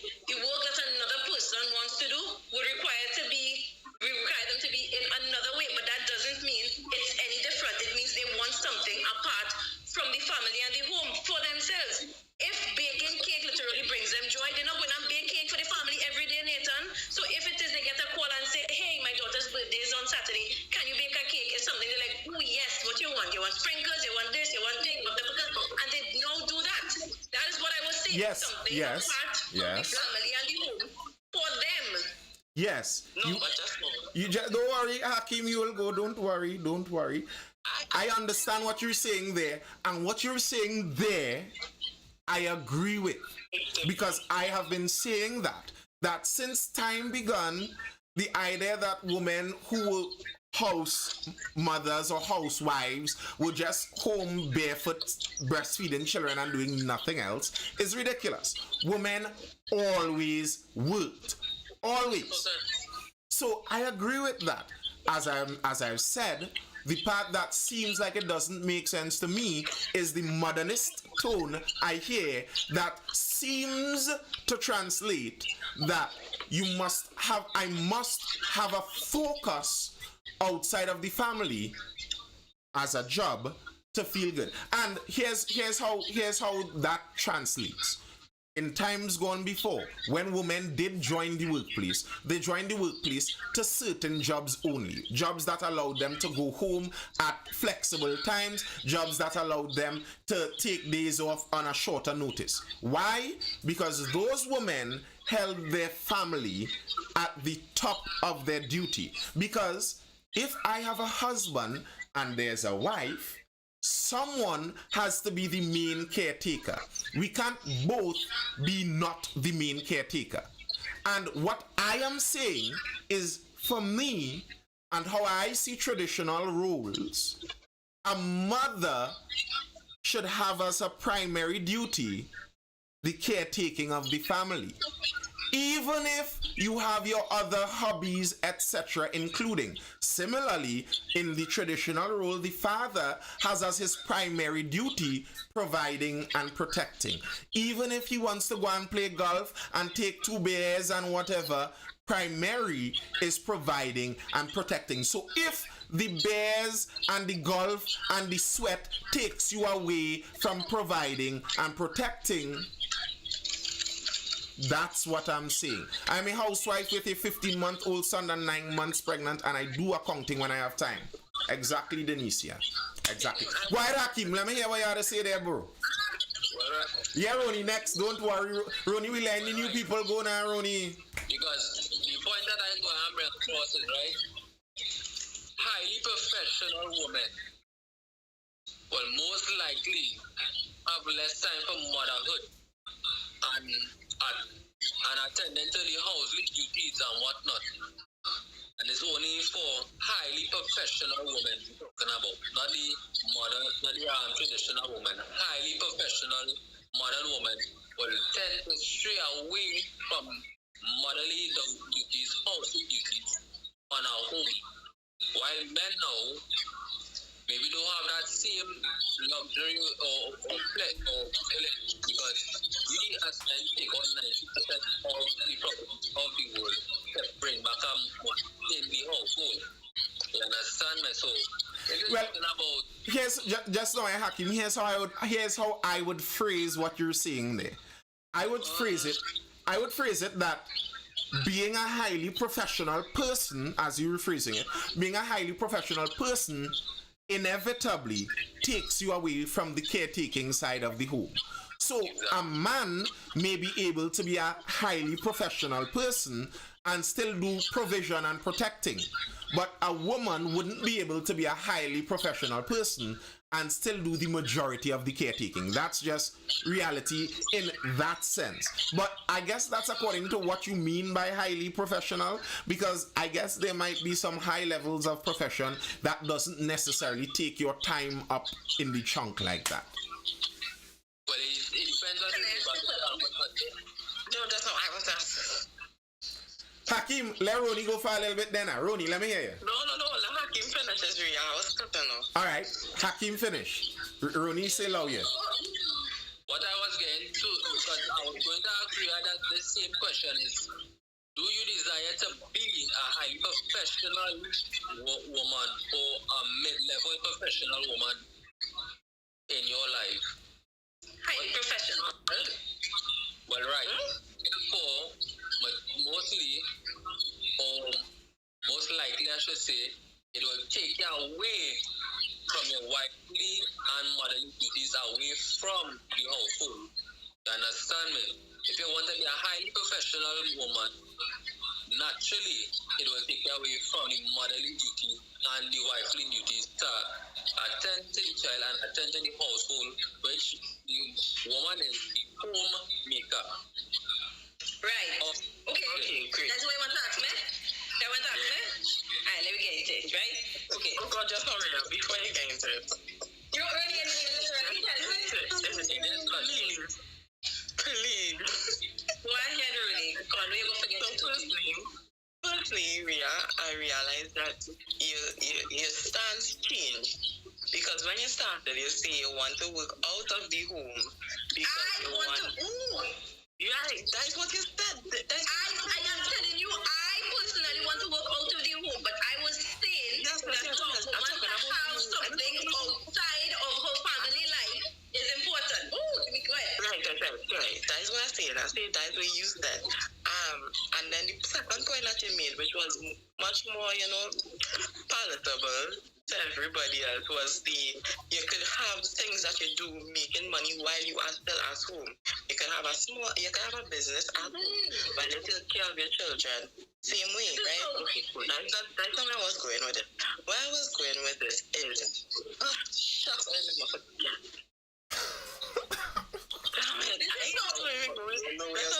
Ronnie, you need a notebook, and Ronnie, you need a notebook. No, I'm in bed. Right. Oh, no.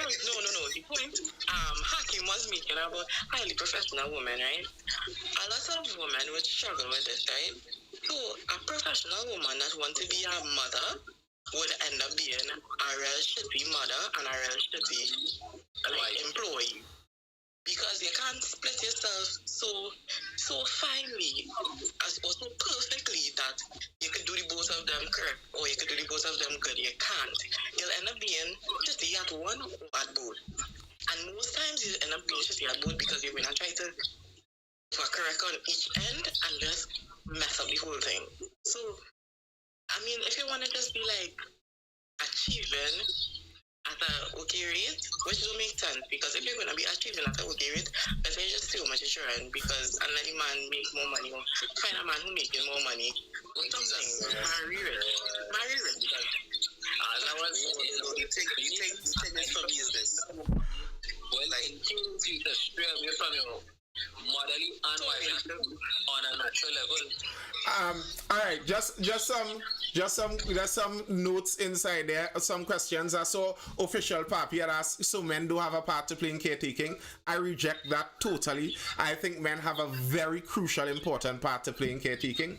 I do think that by and large, in the traditional context, the specializing of the labor allows men to not necessarily have to spend as much time in the caretaking, but obviously they have a part to play. Obviously, to me, the way I saw it is in the earlies, I was the changer, my wife was the feeder. That's what we did. I woke up midnight and all of that. So I'm not saying by any means, if you're getting the impression that I'm saying that men go to work and then come home and be lazy bums, that's not at all what I'm saying.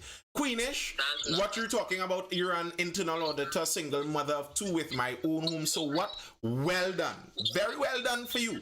However, I think if you're being honest about that and you were to give advice to a young lady, you would tell them that what you are doing is a very difficult thing to do, I would suppose. And I think if you're being honest about it, you would say that there are times where work pulls you away from home or home pulls you away from work. And you would run into some of those times more than someone who had a partner to share it with. So I am not saying it's impossible. I'm not insulting anyone who is doing it or telling them they can't do it or anything like that. We're talking about on the balance of probabilities, what's the easier thing? What's the thing most likely to work? I'm not saying what you're doing isn't working. Yeah. Can I ask a question? Hold on, wait. Let me ask a question. I've been here waving like if I'm working Caribbean Airlines. Go ahead, Ria. I'm listening. Yes, Ria, go. So basically, everybody, particularly in the comment section, they echo in the sentiments. Oh, a man is supposed to do this and a woman's role is that, thing, whatever, right? So, is it that, for all the fellas in the comment section that just going off, is it that you all are comfortable or you all prefer once a woman is a stay-at-home mother and you provide, Nathan, not you. I am asking the men if it is they prefer to have all financial responsibility on them and their wife stays at home. I just want to know if they want a woman who is okay with being at home and they are the ones financially providing not you, Ronnie, not you. I am asking the men in the comment section. So, men in the comments, you all type up your answers to that. Nisi, I know men like that, and I find them despicable. I find them disgusting. There's a term I use for that. I call it, let's use old Creole, but I have used other terms before. Old Creole kind of fathering, where they think, All they're there to do is provide the seed, and once I go to work and come home and I get money in the house, they don't even hug the children, they don't kiss the children. You see them in some on the child's wedding day to walk the daughter down the aisle. It's awkward to hold the daughter's hand because they never really hold the daughter's hand before. To hug the child, they're hugging them. Yeah, like a brethren. Like, no. And I think that's wrong. That's despicable. That shouldn't be. And if you ask me on that, I would say that all the time. And that's some of the problems I have with some of those red pill men. Some of those red pill men talk about fatherhood as if we are animals, as if we are snakes. And all you have to do as a father is provide the raw protection, provision, product. But that's not how humans are. We have a lot of social maturity to do and social learning, and a woman is not able, or well, let me don't use the word is not able. A woman isn't best suited to do that by herself. Obviously isn't best suited to do that by herself. Obviously. So you're obviously supposed to play a part in that. Kafka 868 says, Tubes, my wife working and I still handling the financials. Lol. It depends on my partner and what she feels comfortable doing. Morphia says, my wife works, so that's not a problem for me. In Trinidad and Tobago, actually, most of the women are just now, somebody talking just now. In Trinidad and Tobago, actually, most of the women are working women, so that's nothing strange for women to work. The idea of this stay-at-home mother would be actually a change in Trinidad. And if you hear me talking about some of those things like this, and I know some of you in the chat may have heard this before, but I lived through this. My mother was working and she quit her job when I was writing SEA. Around that time, all of my brothers were around that early secondary school time, and she quit her job because she recognized she literally couldn't do both. It just wasn't working. And it's not that we were failing at school, we were all performing about I placed first, etc., etc. But she was recognizing she couldn't do as much as she wanted to do. Queenish TC says, my kids ain't lacking for love, schooling, or moral education. They're lacking for nothing. Queenish, I would like you to join the chat because I think you are being dishonest with me. And I don't want to argue with you. Just now, Ria, I want to address this with Queenish. And this is the problem I have with the older women and speaking to younger women. What Queenish is saying here in the chat is almost certainly a 100% lie, and she knows it. She knows when she goes to sleep at night that she isn't doing it ideally as she wants, because both parents, when there are two parents in a household, you know that your time isn't enough. To say that I am a single mother with a full-time job and my multiple children are lacking for nothing, no time is lacking, you are lying. You are lying. And that's the problem I have with the older women giving advice to the younger women. They say things like this. Like, if you wanted to say that I am a single woman, I raise my child, and you know it's difficult, but you can do it. You have to sacrifice and cut certain things and yada yada yada. Okay, fine. I work 3 days at office and 3 days at home. And how many hours do you work when you're at the office, and how many hours do you work when you're at home? How many hours per day do you work? And if you work 8 hours per day, how many hours do you parent? And who does the parenting when you aren't doing the parenting? How many hours of parenting do you think a child requires per day to be a solidly grown child? Come on, man. That's the dishonesty that angers me. This actually angers me because young women buy into this. Wait. Yeah. Nathan, by your logic, how much of a father are you really? Because how many hours are you home? How many hours do you contribute to your household? Are you listening to yourself, Ria? Hold on, no. Do you understand what I'm saying? Yes, Do you understand the English language I'm speaking here? I just explained this to you. There's a separation of duty here, a separation of labor, a specialization of labor. If we're talking about how many hours a child requires parenting, and I'm telling you a child requires plenty parenting, when I am working for the 15 hours a day, there's a woman at home with the child doing that parenting.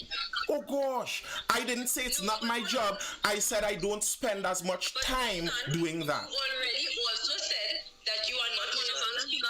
Hold on. You already said that you also despise those men who literally just bring in financials. But what I'm saying is that if it is 90% of the time you are at work, that 10%. I am working, not at work. I am working. Right, that 10%, is it enough for you to be parenting? Yes. So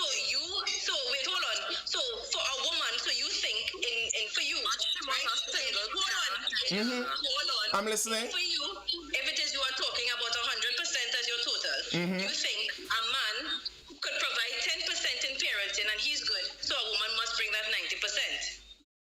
90%. What do you define as parenting? Time? Right, so that's what Time? you just said parenting is a full-time job, and you just said Yes. this person who's giving 8 hours to her Yes. job every day, Yes. when it is she also has Yes. to give whatever else, how Yes. much is she really giving? Yes. Right? And I just asked, Ria, you know why you are feeling hurt because you are in the same position, Ria. I am not a single parent.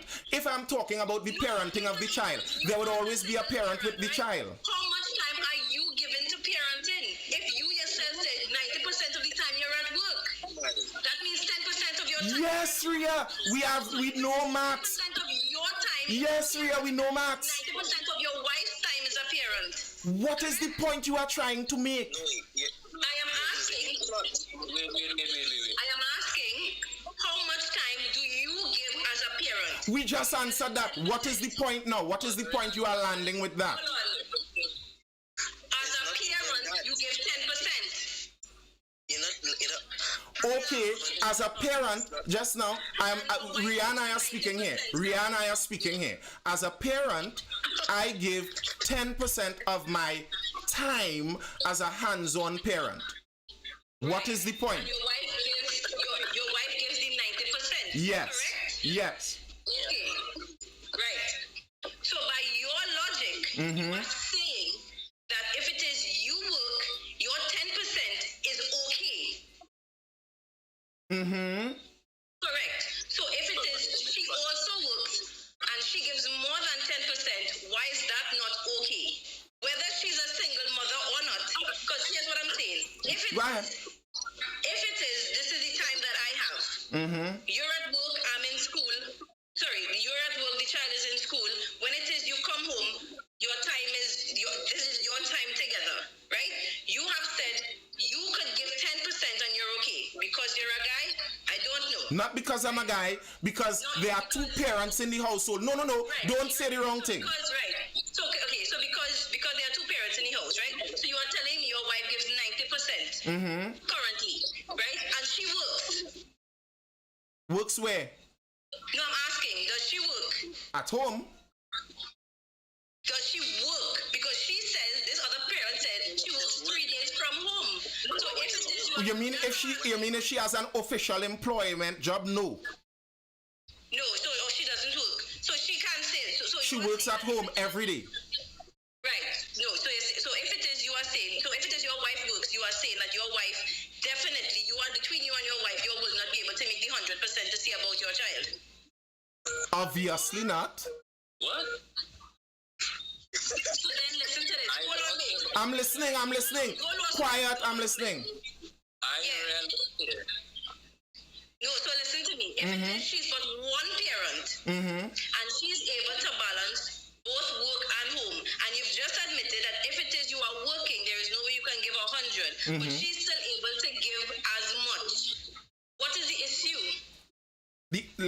Let me see if I could explain this. Just now, Rooney, let me see if I could explain this. We are not talking here about the parent. We're talking about on the child side. The child, in order for the child to be properly parented, requires the 100%. If I can work for 90 and 100%. okay, let's say the child requires 50%. But I could work for 90 and provide 10. My wife provides the other 40. She has 60 free. So the child still gets the 50% they need. All right. If you are a single parent, you only have 100% of your time. If you work for 80% of your time, you only have 20 left. That leaves 30% lacking on baby child. It's inevitable. It's just the mathematical reality. It's the reason why when you look at the statistics, you see a difference between children who are raised by single parents generally. This is not, and I have to say it every time, this is not to say every child raised by a single parent is going to turn out badly. This is not to say every single parent is doing a bad job. Maybe you as a single parent, you're somehow creating 110%, and you're pushing 60% work, and you're still trying to put that 50%. Well, what that's going to do is by putting out the 110%, you are burning out yourself. So either way, you are going to be doing things more difficultly. And that's the thing I am pointing out. So to make it seem like I'm doing this with half the labor involved and there's no negative consequence on me is a lie. Right, hold on. Okay, but but then that's the how responsibility, hold on, but then the responsibility then cannot be on the female because she's reached the 100. She can't give more than 100. She's full at 100. So even if it is you are still discussing parenting, then we need to talk about the next dynamic where the father should have more responsibility. Not so. Because what I'm saying, but for what she has, and for what she's working with. Right. Oh, well, yes. If you're talking about comparing her to herself, that's why when she first said what she did, I said, very good for you. And I clapped. I said, that's great. I'm not condemning the person on their own. As far as you on the individual basis, great, well done. You're doing well on an individual basis. But if we're talking about what is best, obviously it's not the best. And okay, you're saying that the child's father, even in a situation where it's not a marriage and all of that, the child's father should be picking up his weight more. I agree. I am not disagreeing at all. All of that I agree with. Either way, I am just saying it's going to be more difficult. Okay. Yeah, Ronnie. Quick, before you so, I understand where Rhea coming from and what she was trying to say. But Rhea, if it is I am by myself, it will have times that I miss, right? And obviously nobody not blaming single parents in this whole thing, right? Obviously the single parent is not the parent that is there, it is not their fault most times that they are there by themselves, most times. But it is, I want to say ignorant, I don't know, for lack of a better word, ignorant to assume that you, the only person taking on a two-person job, doing it perfectly. You can't do it. Even if you are burning out yourself, burning the candle on two ends, you will still be missing. You will still be missing. And when you talk to your child later on in life, much later on in life, when probably they have their children, be married or whatever, and then they could come and tell you, well, yeah, boy. Understood. Question, but do you not think that happens currently with the two parents? Because look at it. No, because even with the two parents in the house, Nathan's daughter could come and say, well, Daddy, you weren't really there, even though... My daughter can't say that, eh? I am not... Oh, Nathan, this is a scenario. You said 10%, I'm working with 10%. No. I corrected that with you, I let you know that working 90% doesn't mean I'm not there. There is still a high probability. Hold on, even self. You can't predict how this will happen, even in a two-parent household, where it is the father provides everything that this child needs. She could still come at 22 and say, hey, Dad, here's the thing. I love you and I know you love me, but you weren't really there. I wish you spent more time with me, yeah? That could be said. Help me with my schoolwork. When it is I had achievement day, you would usually come late because you had to prioritize going to work first. So which would be worse, Rhea? Pause. Rhea, pause right there. Rhea, pause. Rhea, pause. Rhea, pause. Rhea, pause. Pause, Rhea. Rhea, pause. Think about it, Rhea. Pause a bit. Pause a bit before you get lost in the point. Pause. So, okay, if you're saying the daughter could say that at 22, Daddy, who was working 90% of the time, only spent 10% of the time with me. Mommy spent the other 90% of the time. Because Daddy was working, I was able to get 100% of the time. Daughter could still say, I wanted Daddy to spend more time with me. What do you think the daughter would say if daddy did not work for the 90, did not spend the 10, it was only mommy working and trying to spend 20 with me? What do you think daughter would say compared to both parents? Nathan, but this is something you would never be able to predict because you could have 2 children. Wait. Stop. I disagree totally. This is like saying, Ria, I'd have to mute you, Ria. I'd have to mute the mic, Ria. Ria, listen. You have to listen. I'd have to mute you, Ria. This is my show. Ria, I'd have to mute you. Pause. Ria, you'll make me have to mute you. Ria, you'll make me have to mute you. You'll make me have to mute you. All right. So here's the thing.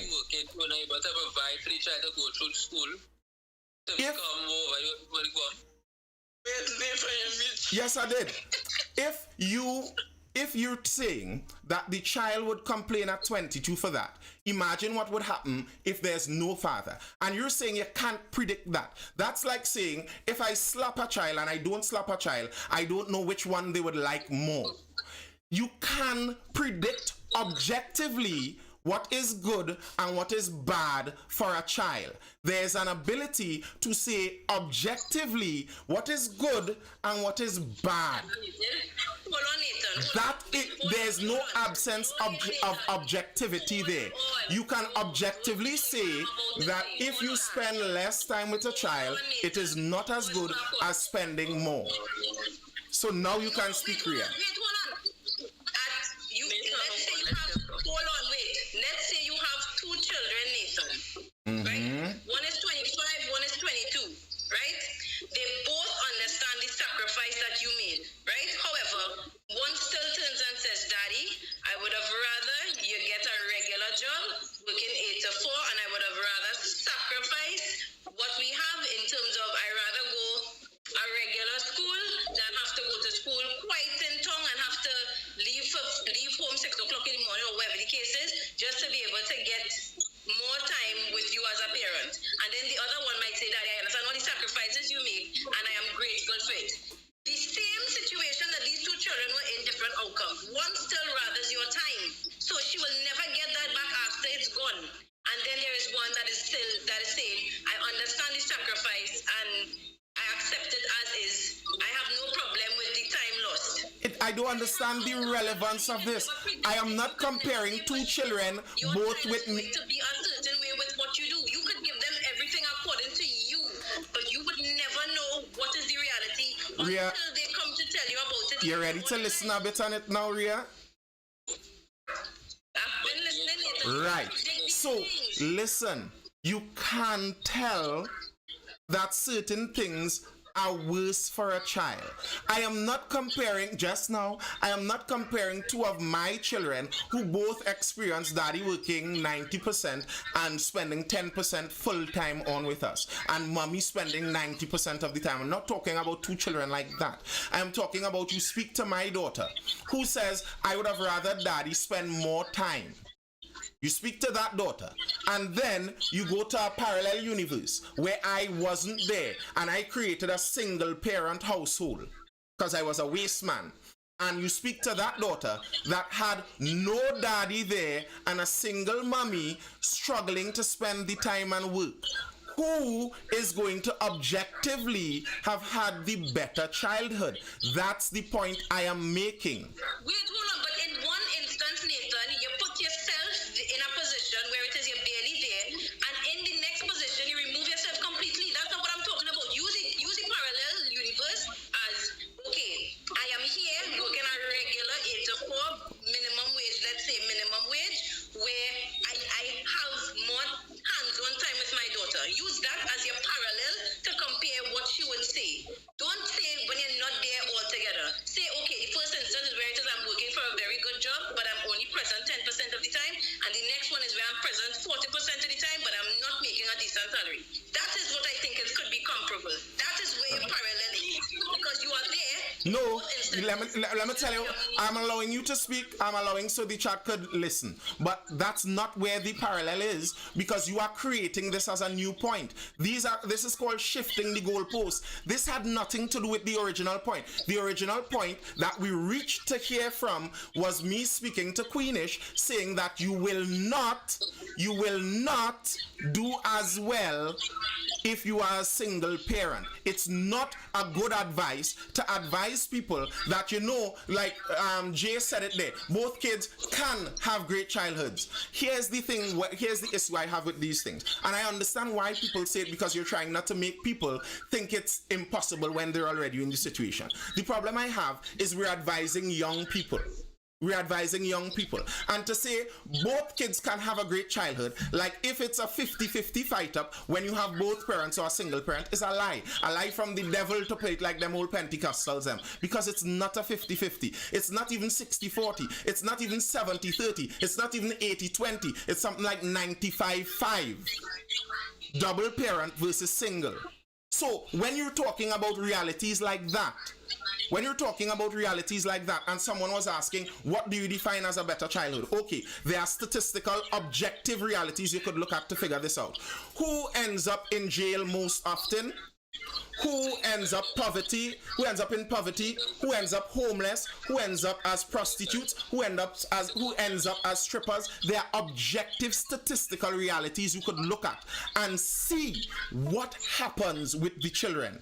And then to make it seem like, you never know. Nathan, you working hard and spending time with your child could be your child could turn out just as bad as the single mother doing the same. That's a lie. And the problem with that is the young people that you teach this, sometimes they absorb this lie that you tell. And it's wrong. Now, I'm going to allow everyone, all four that are here, a closing one statement. We're past 12. And as I said, I am a working daddy. I have to work. So, one statement for each. Queenish says, I hear you, but my children's circumstances is not like that, and my circumstances are not like that. And I don't doubt that, Queenie. All I am saying is I said this before, on the balance of probabilities. So, I'm going to start from the top, and everyone is going to get one. It's Trini, Hotep, Hakim, Ria, Roni. So, Hotep, you go first. My closing statement is this. Human reality is struggle. We cannot stop struggle. Struggle is forever. Struggle is the human sort of natural way of progressing through life. There's no utopia in this thing. And I'm saying, so yeah. Yeah, Hakim. Alright, so my closing statement will be like this, right? For the child to go to, like, let's say, the child in after school activities and whatnot, and the father being 90% out there and doing 10% out there, 90% out there is generating money to fund after school activities and school activities itself to form the child into the individual that the child is going to become in the future. That is a big contributing factor, but at the end of the day, time brings understanding. They will understand that if that they do the XYZ, they will not be able to do XYZ later on in the future, because in the earlier time in a child life, the mother will be more prominent, but later on in the child life, that's when the father becomes more prominent in the child's life. That will create a balance. Because what a mother does do now, nourish the child and strengthen the child, but is the father's job now is to get the child strong and fit down the reality and the harsh role, the true role that it is. And that is my closing statement. Yeah. I just want to be sure that I understand, because we jump from one thing to the next. So you all are saying, the first point is that you were initially talking about that you all think a woman, you all should go back to traditional roles where it is the man does the protecting and providing and the woman stays more to her traditional woman duties. Correct? I just want to make make sure that when it is we're talking about we're going through, or it is we talk about that I'm understanding what you all are saying. Is that correct or is that incorrect? I don't know for everybody else. I'll speak for myself. The chat could answer. What I will say to that is I don't say what people should do. I look at what outcome you want and the most likely actions that will give you that outcome. If you want a family legacy that lasts throughout the ages, the most likely actions that will give you that outcome are the more traditional gender roles in the family. That's what I'll say on that. Okay, right. The next thing you're saying is that necessarily you all do not agree, because I asked this question, you all do not agree that that women should not have to provide financially in the home. If it is we going back to traditional route, just making sure that we connect that back to the first point. Yes? Me? No, yeah, but don't lie. You all are saying that women should not have to contribute financially. We're going back to traditional roles, correct? They would have to answer You are that. also saying that a single parent household is not the ideal household and that a child could end up more wayward than forward. And so we should be going back to traditional relationships, whereas you must be married before having a child. Is that ultimately what that is going to be? Now, I just making sure because you are talking about the fact that single parents don't have it together, and so you're not looking to have single parent households, so you need to have. But I just want to make sure that's no. Yeah, we know where you're going. Okay. Protect me. No, I don't. Great. I'm just making sure. That's it. That's what I would like to know. I just want to make sure that's what we're talking about. Okay, cool. I have no child outside from my marriage. I'll let I just you wanted know. to make sure we all agree on those three things: traditional roles, men provide, men do the majority, all the financial provisions, and that children should be born within traditional families. I cool with that. Yeah, Rooney. Okay, well, hard act to follow. Okay, Rooney is too much for that. closing argument. I don't know, is it an argument or closing argument? Whatever you do in Rooney, you give your closing thoughts. And I would like to reiterate what Priya said. I believe it would be best, especially for women who have to go through these things. I think it should be almost compulsory for women who have to be single parents and have to go back and talk to younger women about their experience and advise them against it. Because I'm pretty sure I grew up in a two-parent household and I could tell you it was not perfect. But I know as much as me and my father had it out and as much as I wish I used to stay when I was younger, I would have been so much better off if my mother alone was raising me. As time went on, I know that's not true at all. Like, yes, I would have loved it if it was my mommy alone because she used to allow me to get away with things.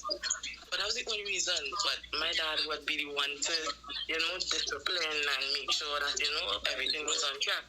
I think it is very important that we encourage young people to try the best, commitment, stay in committed relationships.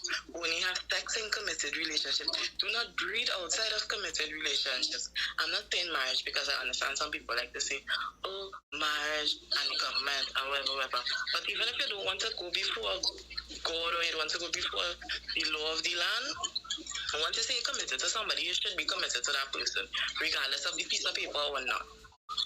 And that is my closing argument. Thank you, Rooney. Now, I can't film on my camera. I don't have enough followers. If all you want to see me, all you need to follow me on TikTok. Rooney had a profile with enough followers and she went and insult people and the thief she profile and kick she out. So now she have a new profile with nobody on it. That is what going on with Rooney there. Rooney, I agree with you there. I agree with you. Children are at a statistical disadvantage outside of a traditional. I agree with that. That's kind of the whole conversation summarized there. Yeah, I agree with you. And on the male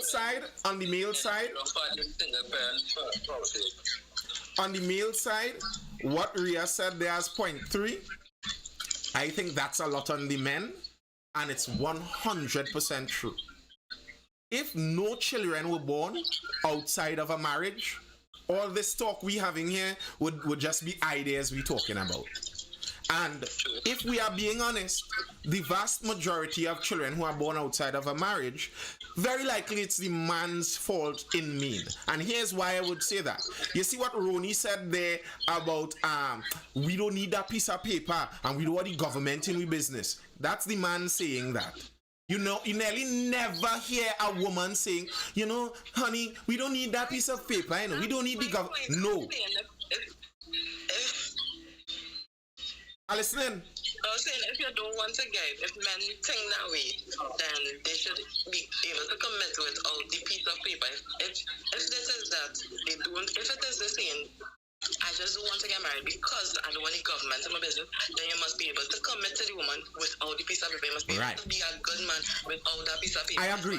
But the reality is this woman, Hakim, I know I love Ronnie, but that's the closing, and this is my closing. The reality is this. If you hear a fella saying that, run. Because he lying. You see the talk that girl marriage is spoil the thing, you know. That just a piece of run. Because I bet you he wanna have sex too. Run. Problems. Run. So that's on the men. I agree. That's on the men. And on the women's side, leave them men. Let them burn. Let them burn like that. You have the gateway. Guard your gateway.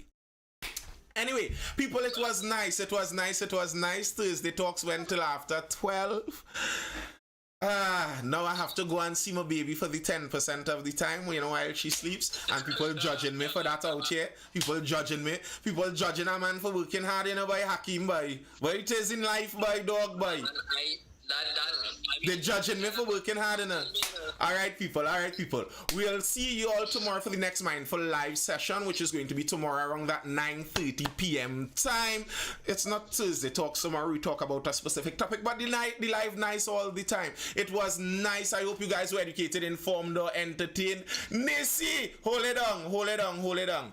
Latest people, stay well, enjoy your day. Peace.